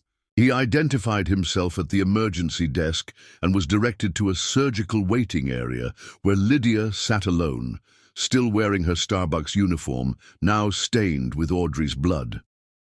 She looked up as he approached, her expression hardening. "You've got some nerve showing up here. I need to know if they're alive," he said simply, all pretense stripped away by genuine fear. "They took her into surgery 20 minutes ago. That's all I know." Lydia's gaze was unflinching. "Why did you treat her that way tonight? Haven't you hurt her enough?" The question hung in the air, demanding an answer Arlo wasn't sure he could articulate. How could he explain that seeing Audrey had triggered a complex storm of emotions, shame, regret, longing, and the defensive anger that had become his shield against acknowledging his own culpability? "I have no excuse," he finally said, sinking into a chair across from her. "None that matters." To his surprise, the simple admission seemed to soften Lydia's hostility slightly. "She never badmouths you, you know, even when customers recognize her last name and ask questions. She just says, 'You're separated.'" The information landed like another blow. Audrey's dignity in the face of his cruelty made his own behavior seem all the more contemptible. Minutes stretched into hours with no updates. Arlo paced the waiting room, made calls to ensure Audrey would have a private room, contacted the hospital administration to guarantee the best possible care, using wealth and influence in the only way that seemed meaningful now. Finally, a ICU surgeon in blood-spattered scrubs emerged through swinging doors, her expression grave but professional. "Family of Audrey Williams?" she asked, scanning the waiting area. "Yes," Arlo stepped forward, ignoring Lydia's surprised glance. "I'm her husband." The surgeon, Dr. Rivera, according to her badge, assessed him briefly before speaking. "Ms. Williams suffered a severe placental abruption, causing significant hemorrhaging. We performed an emergency cesarean section and have stabilized her condition, though she remains critical." "And the baby?" The question felt stuck in his throat. Dr. Rivera's expression softened slightly. "Your daughter was delivered at 24 weeks and 5 days gestation. She weighs 665 grams, approximately 1 pound, 7 ounces. She's been transferred to our NICU, where she's receiving specialized care." A daughter. They had a daughter. The abstract concept of the baby suddenly transformed into something tangible, real. A tiny person fighting for life. "Will they survive?" he asked, voice barely audible. "Ms. Williams has a challenging recovery ahead, but barring complications, yes. As for your daughter, Dr. Rivera chose her words carefully. Infants born at this gestational age face significant hurdles. The survival rate is approximately 60 to 70%, and among survivors, many face developmental challenges. The next 72 hours will be critical. The clinical assessment felt like a knife twisting in Arlo's gut. This tiny life hung in the balance because of his actions, because of his weakness, because of his prejudice. "Can I see them?" he asked, surprising himself with the depth of his need to be near both Audrey and the child he had denied. "Miss Williams is in recovery. She's under sedation and will likely remain so for at least 24 hours to allow her body to begin healing. As for your daughter, the NICU staff will determine when parent visits are appropriate. Currently, she's being stabilized and connected to life support." As the doctor departed, Arlo turned to find Lydia watching him with an unreadable expression. "Will you stay with her?" he asked quietly. "Until I get back. I don't want her to be alone." "Where are you going?" "To make calls I should have made months ago." In the hospital corridor, away from curious eyes, Arlo leaned against the wall, overcome by emotions he'd suppressed for too long.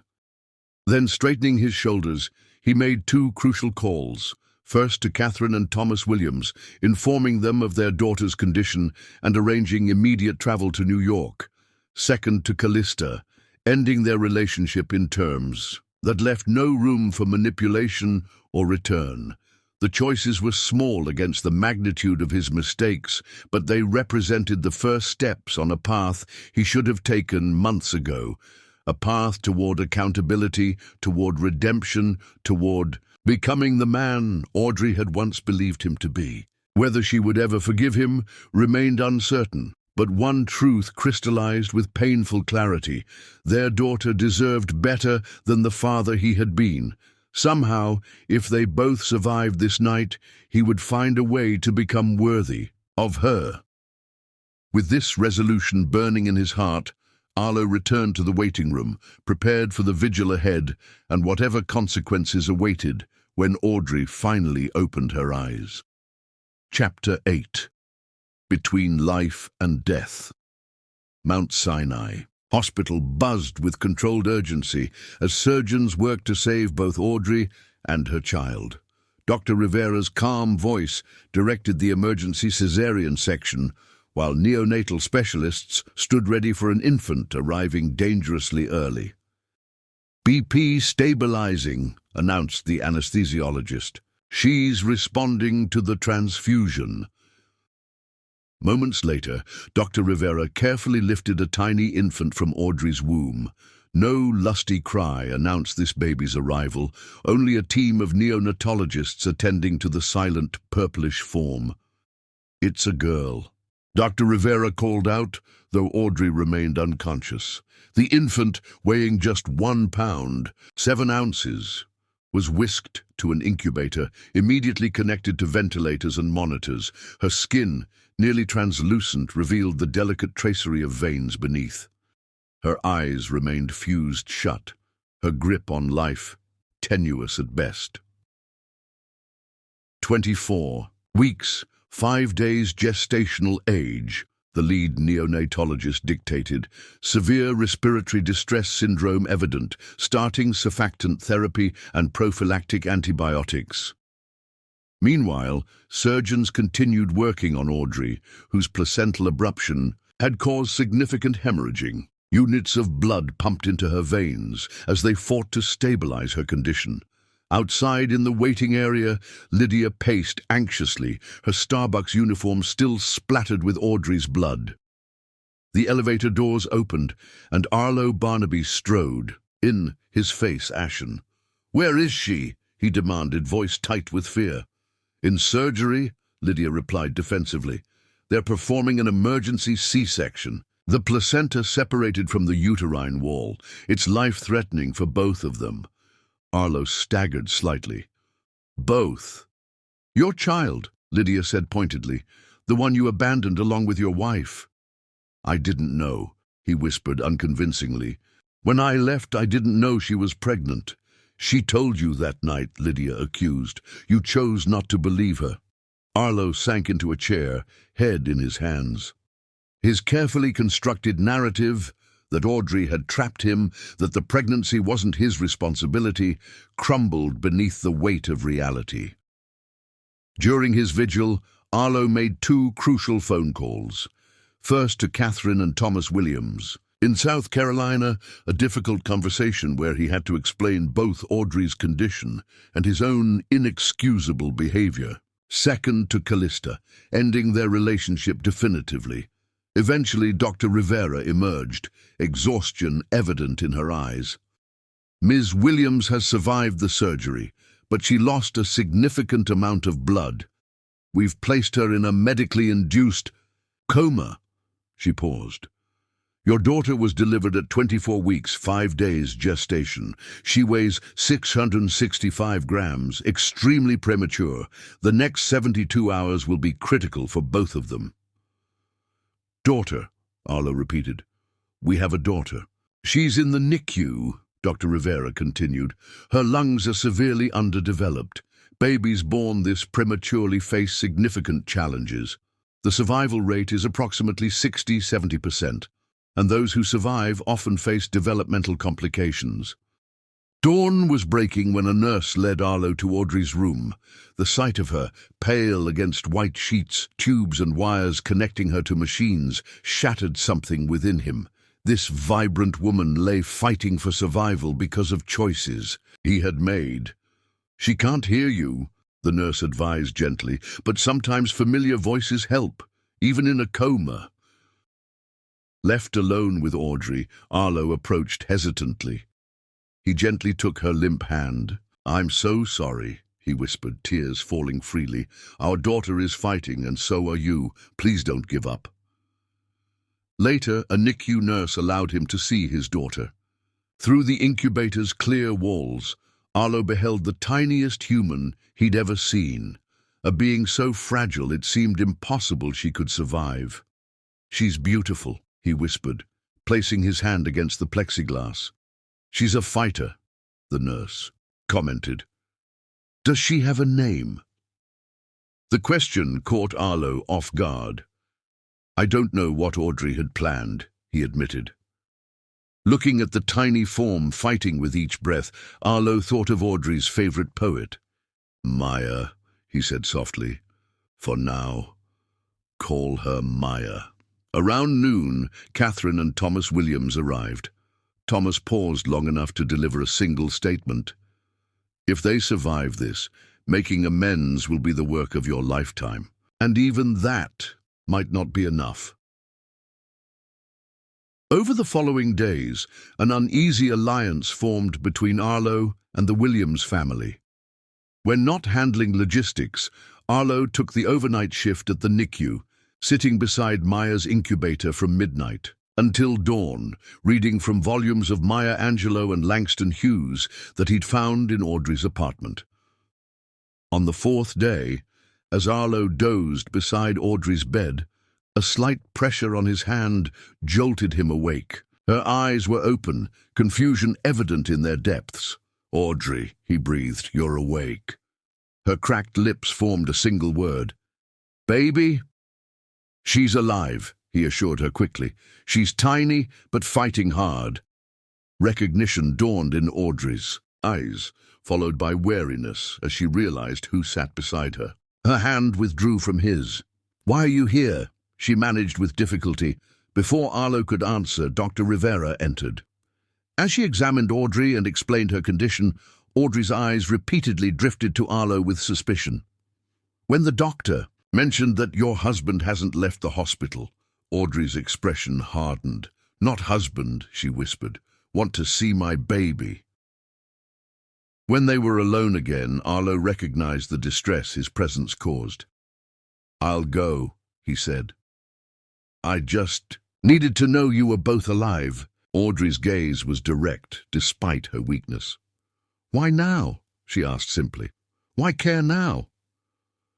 Because seeing you in that coffee shop woke me up, he admitted, because I've been a fool, manipulated by someone who never wanted us to succeed, and by my own insecurities, because I never stopped loving you, even when I convinced myself I had. Tears slipped down Audrey's cheeks. Too late, she whispered. Too much pain. Arlo nodded, accepting this truth. I know. I don't expect forgiveness. I just want to help now. For you, and for our daughter. Maya, Audrey said unexpectedly. What? I was going to name her Maya, she explained softly. After Angelo, he finished, astonished. I told the NICU nurses to call her Maya until you woke up. Something flickered in Audrey's expression. Not forgiveness, but perhaps recognition of the connection that had once bound them. She needs us both now, Arlo continued gently. Beyond that, I expect nothing. I've forfeited any right to your heart, but please, don't shut me out of our daughter's life. Exhaustion was claiming Audrey again, her eyelids growing heavy. We'll see, she murmured as sleep began to reclaim her. Maya deserves better than what we've been. Later that day, when Audrey first visited Maya, Arlo deliberately absented himself. From the hallway, he glimpsed Audrey's face as she beheld her daughter, shock giving way to fierce, protective love. That evening, Thomas Williams found Arlo in the hospital chapel. Catherine thinks you've changed, he said without preamble. She says you're not the same man who abandoned our daughter. I hope I'm not, Arlo replied. But change takes more than a few days of crisis and regret. As they spoke, a nurse appeared with urgent news. They arrived at the NICU to find medical staff crowded around Maya's incubator, working frantically as Audrey watched in terror from her wheelchair. Suspected sepsis, a nurse explained. Her condition deteriorated rapidly. Near midnight, Dr. Patel emerged. She's responding to the antibiotics, he reported cautiously. The next 12 hours will tell us more. As Audrey was wheeled back to her room, her eyes briefly met Arlo's. No words passed between them, but something fundamental had shifted, a shared foxhole experience that transcended their painful history. They were co-parents now, united in terror and hope for the fragile life they had created together. Chapter 9. The Reckoning. February arrived with bitter winds and frosted windows. But inside Mount Sinai Hospital, Audrey's world had narrowed to 2 rooms, the NICU, where tiny Maya fought for each breath, and her own recovery room where she battled the physical and emotional aftermath of near tragedy. Her strength returned. Gradually, first allowing short walks to the bathroom, then longer journeys down the corridor, supported by nurses who had grown protective of the young mother who had nearly died, bringing her daughter into the world. By the 2nd week, she could manage the journey to the NICU unassisted, where she spent hours beside Maya's incubator, reading poetry in a soft voice and gently touching her daughter through the designated openings. Her oxygen saturation improves when you're here, remarked Dr. Patel, the lead neonatologist, during his rounds one morning. She knows her mother's voice. Audrey's heart swelled with both love and fear. At just over 2 pounds now, Maya remained desperately fragile, each day bringing new challenges, from suspected infections to breathing difficulties. But along with the challenges came small victories. A removed wire here, an improved test result there, moments when Maya would wrap her tiny fingers around Audrey's pinky with surprising strength. Arlo remained a constant, unsettling presence throughout these days. True to his word, he hadn't left the hospital except for brief trips home to shower and change clothes. He maintained a respectful distance from Audrey, never entering her room without permission, never appearing at the NICU during her regular visiting hours unless explicitly invited. Instead, he took the overnight shift, sitting beside Maya's incubator from midnight until dawn, reading the same poetry books Audrey had left behind, ensuring their daughter never spent a moment without parental presence. The nursing staff watched this careful dance between the estranged couple with quiet interest. Rumors circulated, snippets gathered from overheard conversations and Lydia's protective visits. The millionaire husband, who had abandoned his pregnant wife, now keeping vigil as if atonement could be measured in sleepless nights and untouched hospital cafeteria meals. 3 weeks after Maya's birth, as Audrey sat beside the incubator during her morning visit, the NICU doors opened to admit an unfamiliar woman in judicial robes, escorted by a nervous-looking nurse. "Ms. Williams?" the woman inquired, approaching with professional warmth. "I'm Judge Evelyn Harlow. I hope you'll forgive this unorthodox visit, but I understand you've been unable to leave your daughter's side." Confusion crossed Audrey's features. "Judge, I don't understand." "May I?" Judge Harlow gestured to the chair beside Audrey, waiting for permission before settling her substantial frame into it. Up close, Audrey could see the intelligence in the older woman's dark eyes, the silver threading through her tightly coiled hair, and the compassion in her expression as she gazed at Maya. "She's beautiful," the judge observed. "A fighter, clearly." "Thank you," Audrey replied automatically, still perplexed by this unexpected visit. "But I still don't—" "I've been assigned to your divorce case," Judge Harlow explained gently.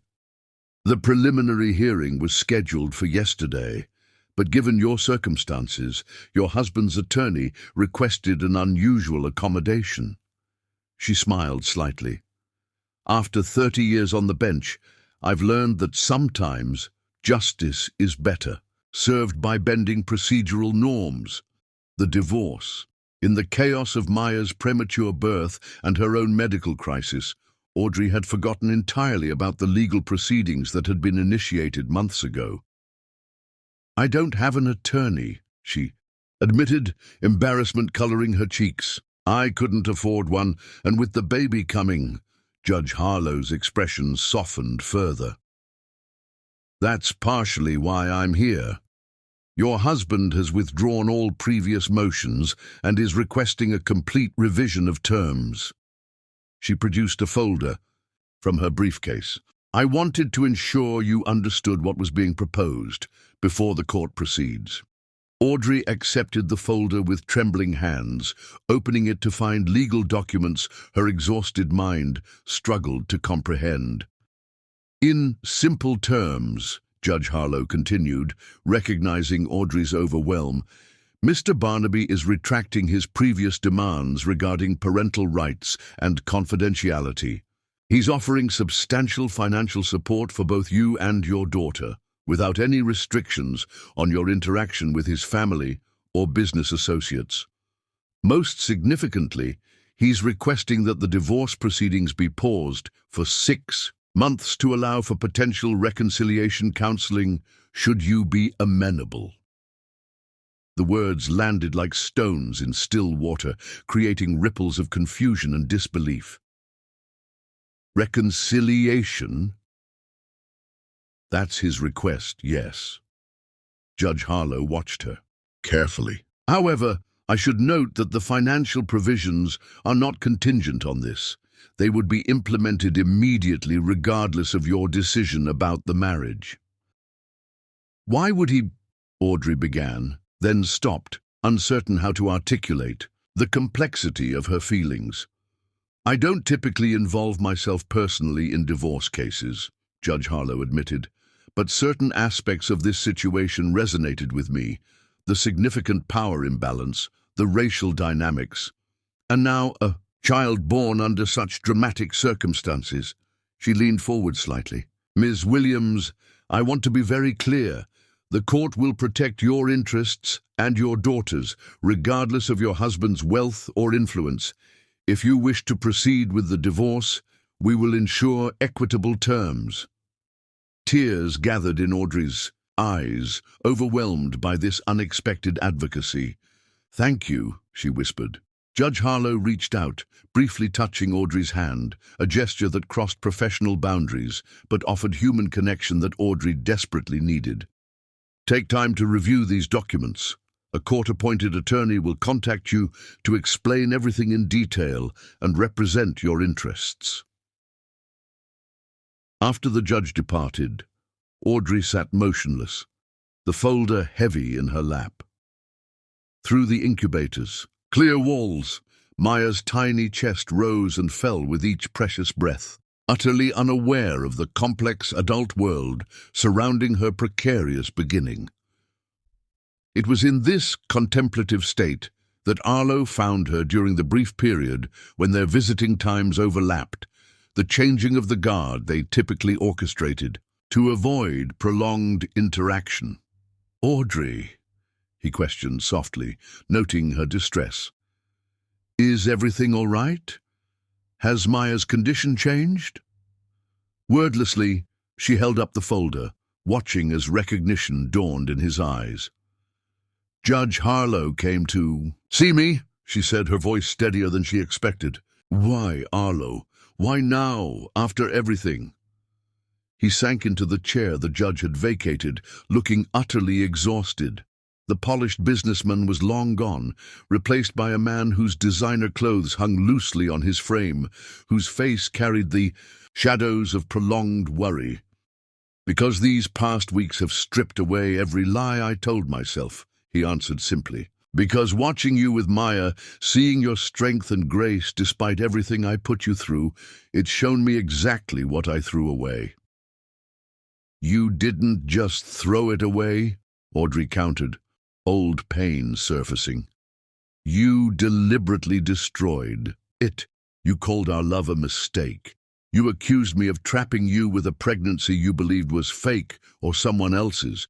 You let Callista humiliate me publicly." Arlo flinched at each accusation, but didn't attempt to defend himself.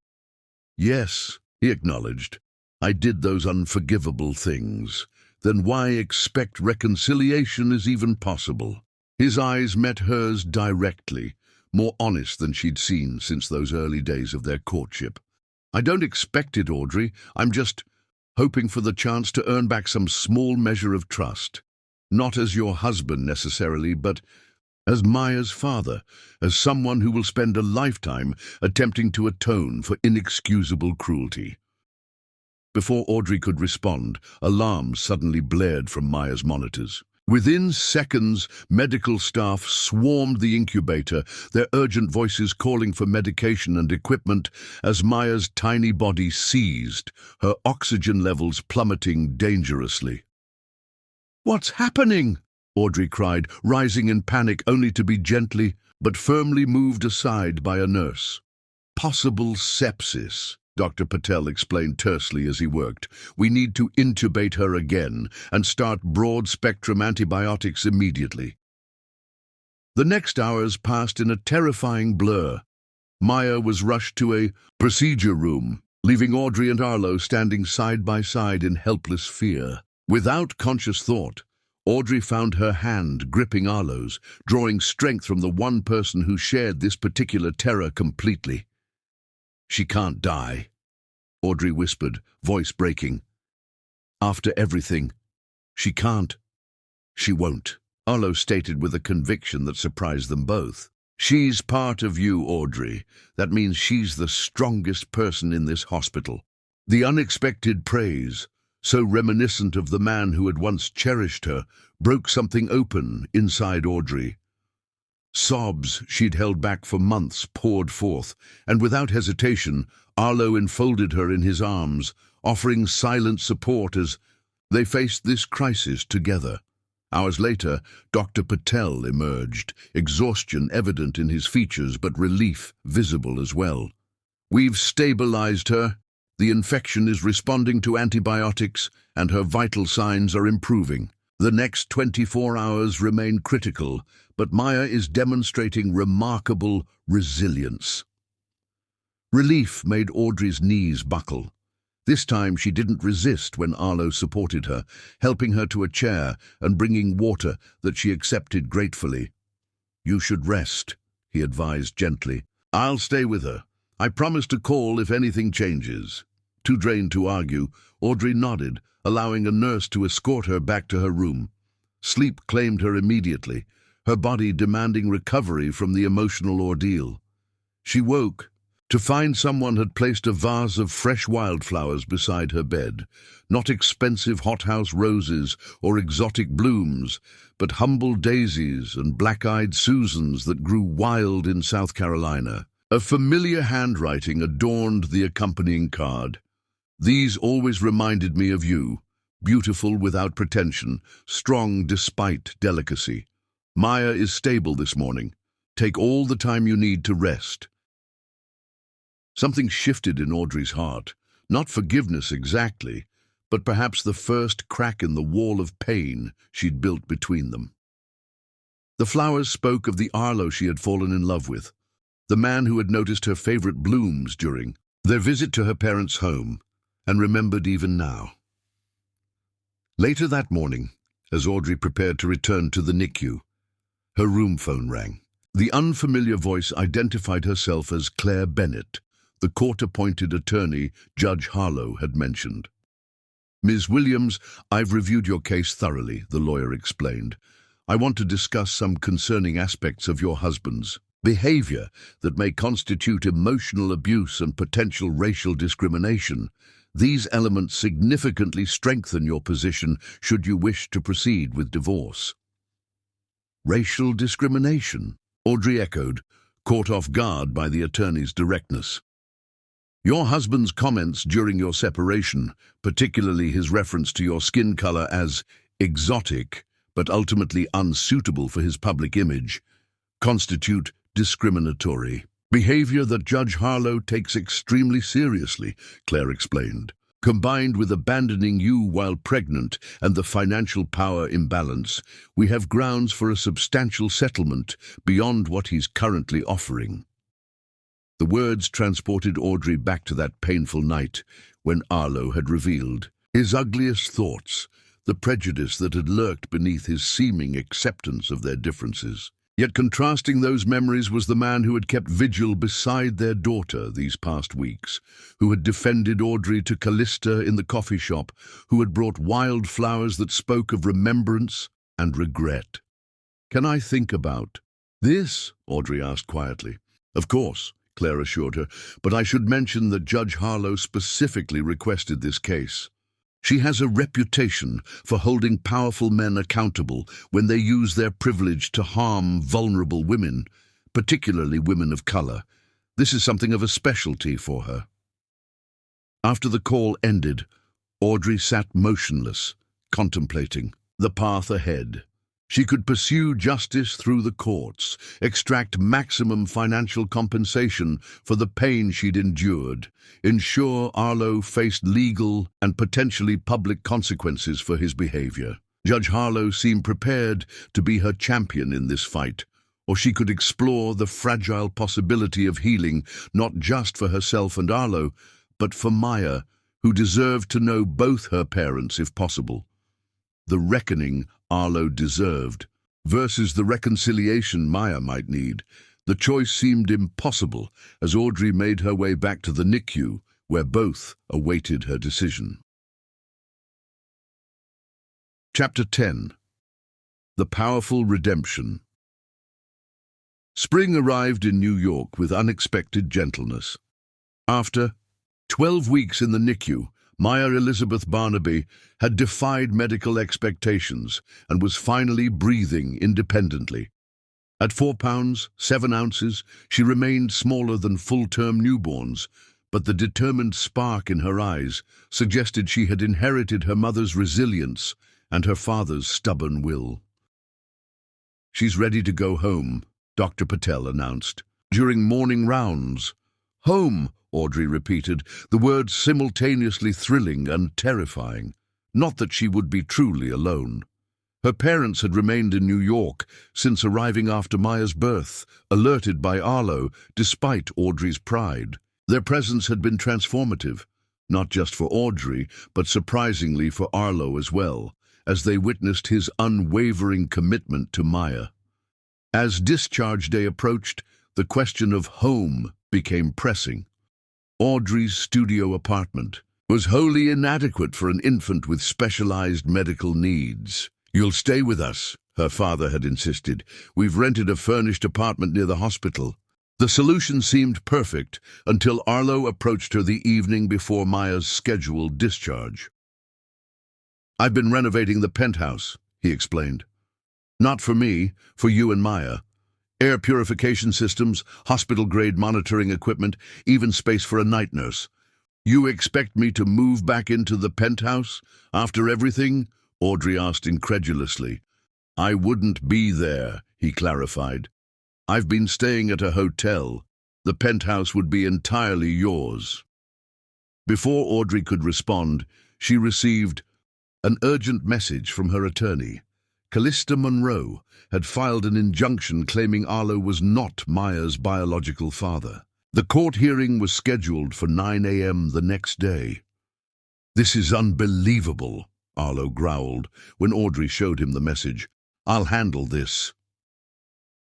The emergency hearing before Judge Harlow revealed Callista's desperate attempt to interfere through fabricated evidence. After hearing both sides, the judge ordered immediate DNA testing and allowed Maya's discharge to proceed, warning Callista of potential sanctions if her allegations proved false.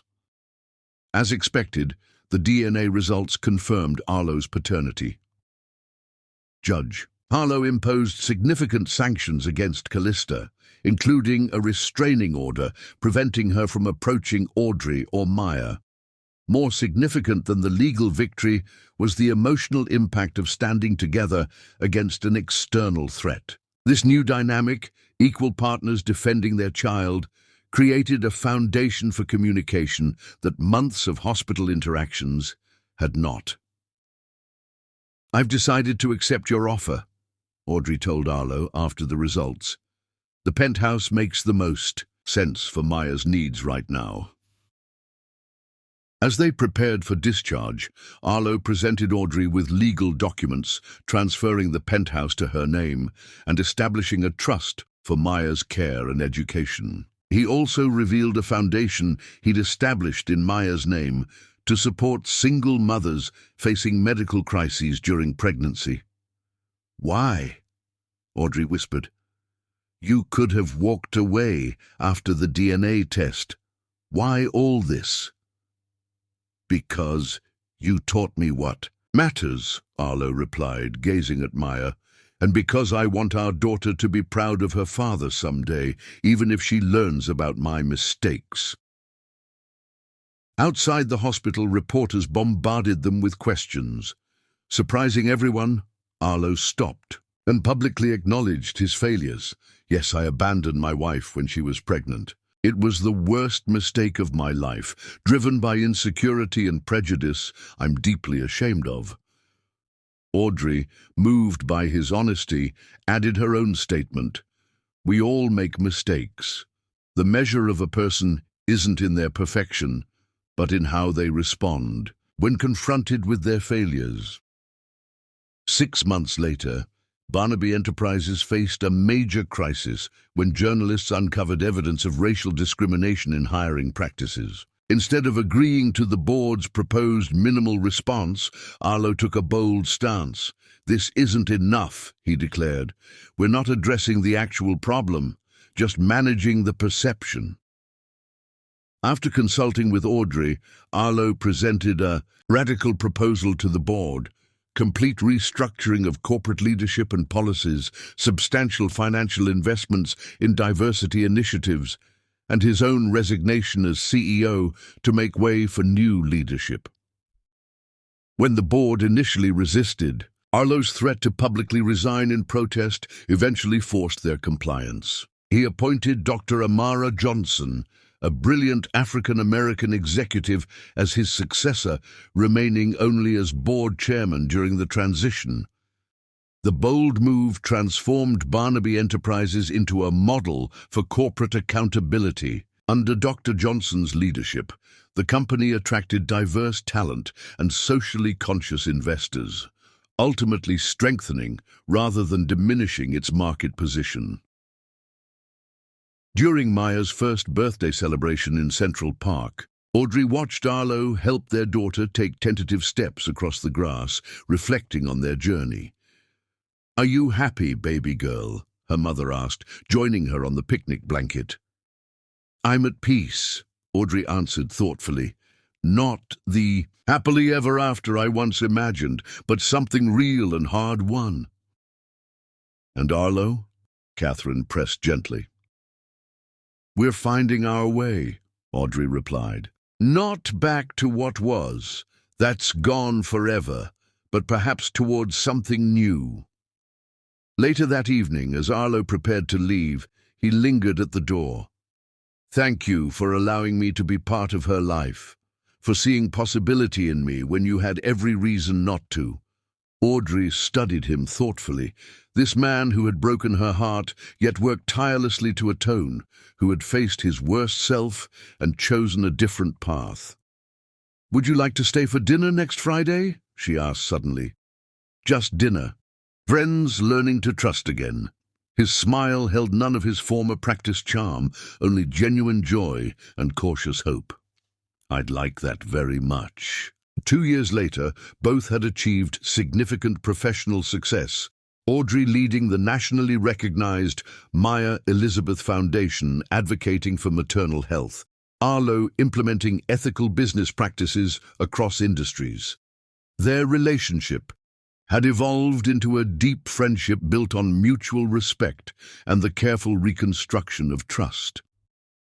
On Maya's third birthday, Arlo mentioned an opportunity with the National Ethics in Business Council that would require extensive travel. "I won't, except if it compromises my relationship with Maya, or with you," he said, vulnerability evident in his expression. Something shifted between them, a recognition that their journey had brought them not back to their beginning, but to something potentially stronger. "We could make it work," she said softly. "We've overcome harder challenges." That night, Audrey wrote in Maya's journal, "My darling daughter, today you turned 3, a milestone that once seemed impossible. You've taught me that love isn't always what storybooks describe. Sometimes it's broken and rebuilt, stronger at the mended places. Your father and I have learned that people can change when love matters more than pride, that reconciliation doesn't always look like fairy tales, and that forgiveness is something earned through consistent action rather than promised in pretty words. However our story continues to unfold, know this: you were conceived in genuine love, fought for with everything we had, and are cherished completely by both your parents. And that is the most powerful redemption of all." As she closed the journal, Audrey acknowledged the truth. Sometimes the greatest love stories aren't about perfect beginnings, but about the courage to rebuild after devastation. The path forward, with Arlo, remained uncertain, but for the first time she found herself open to the possibility of a new chapter, not because she needed him, but because they had both become people worthy of choosing each other again.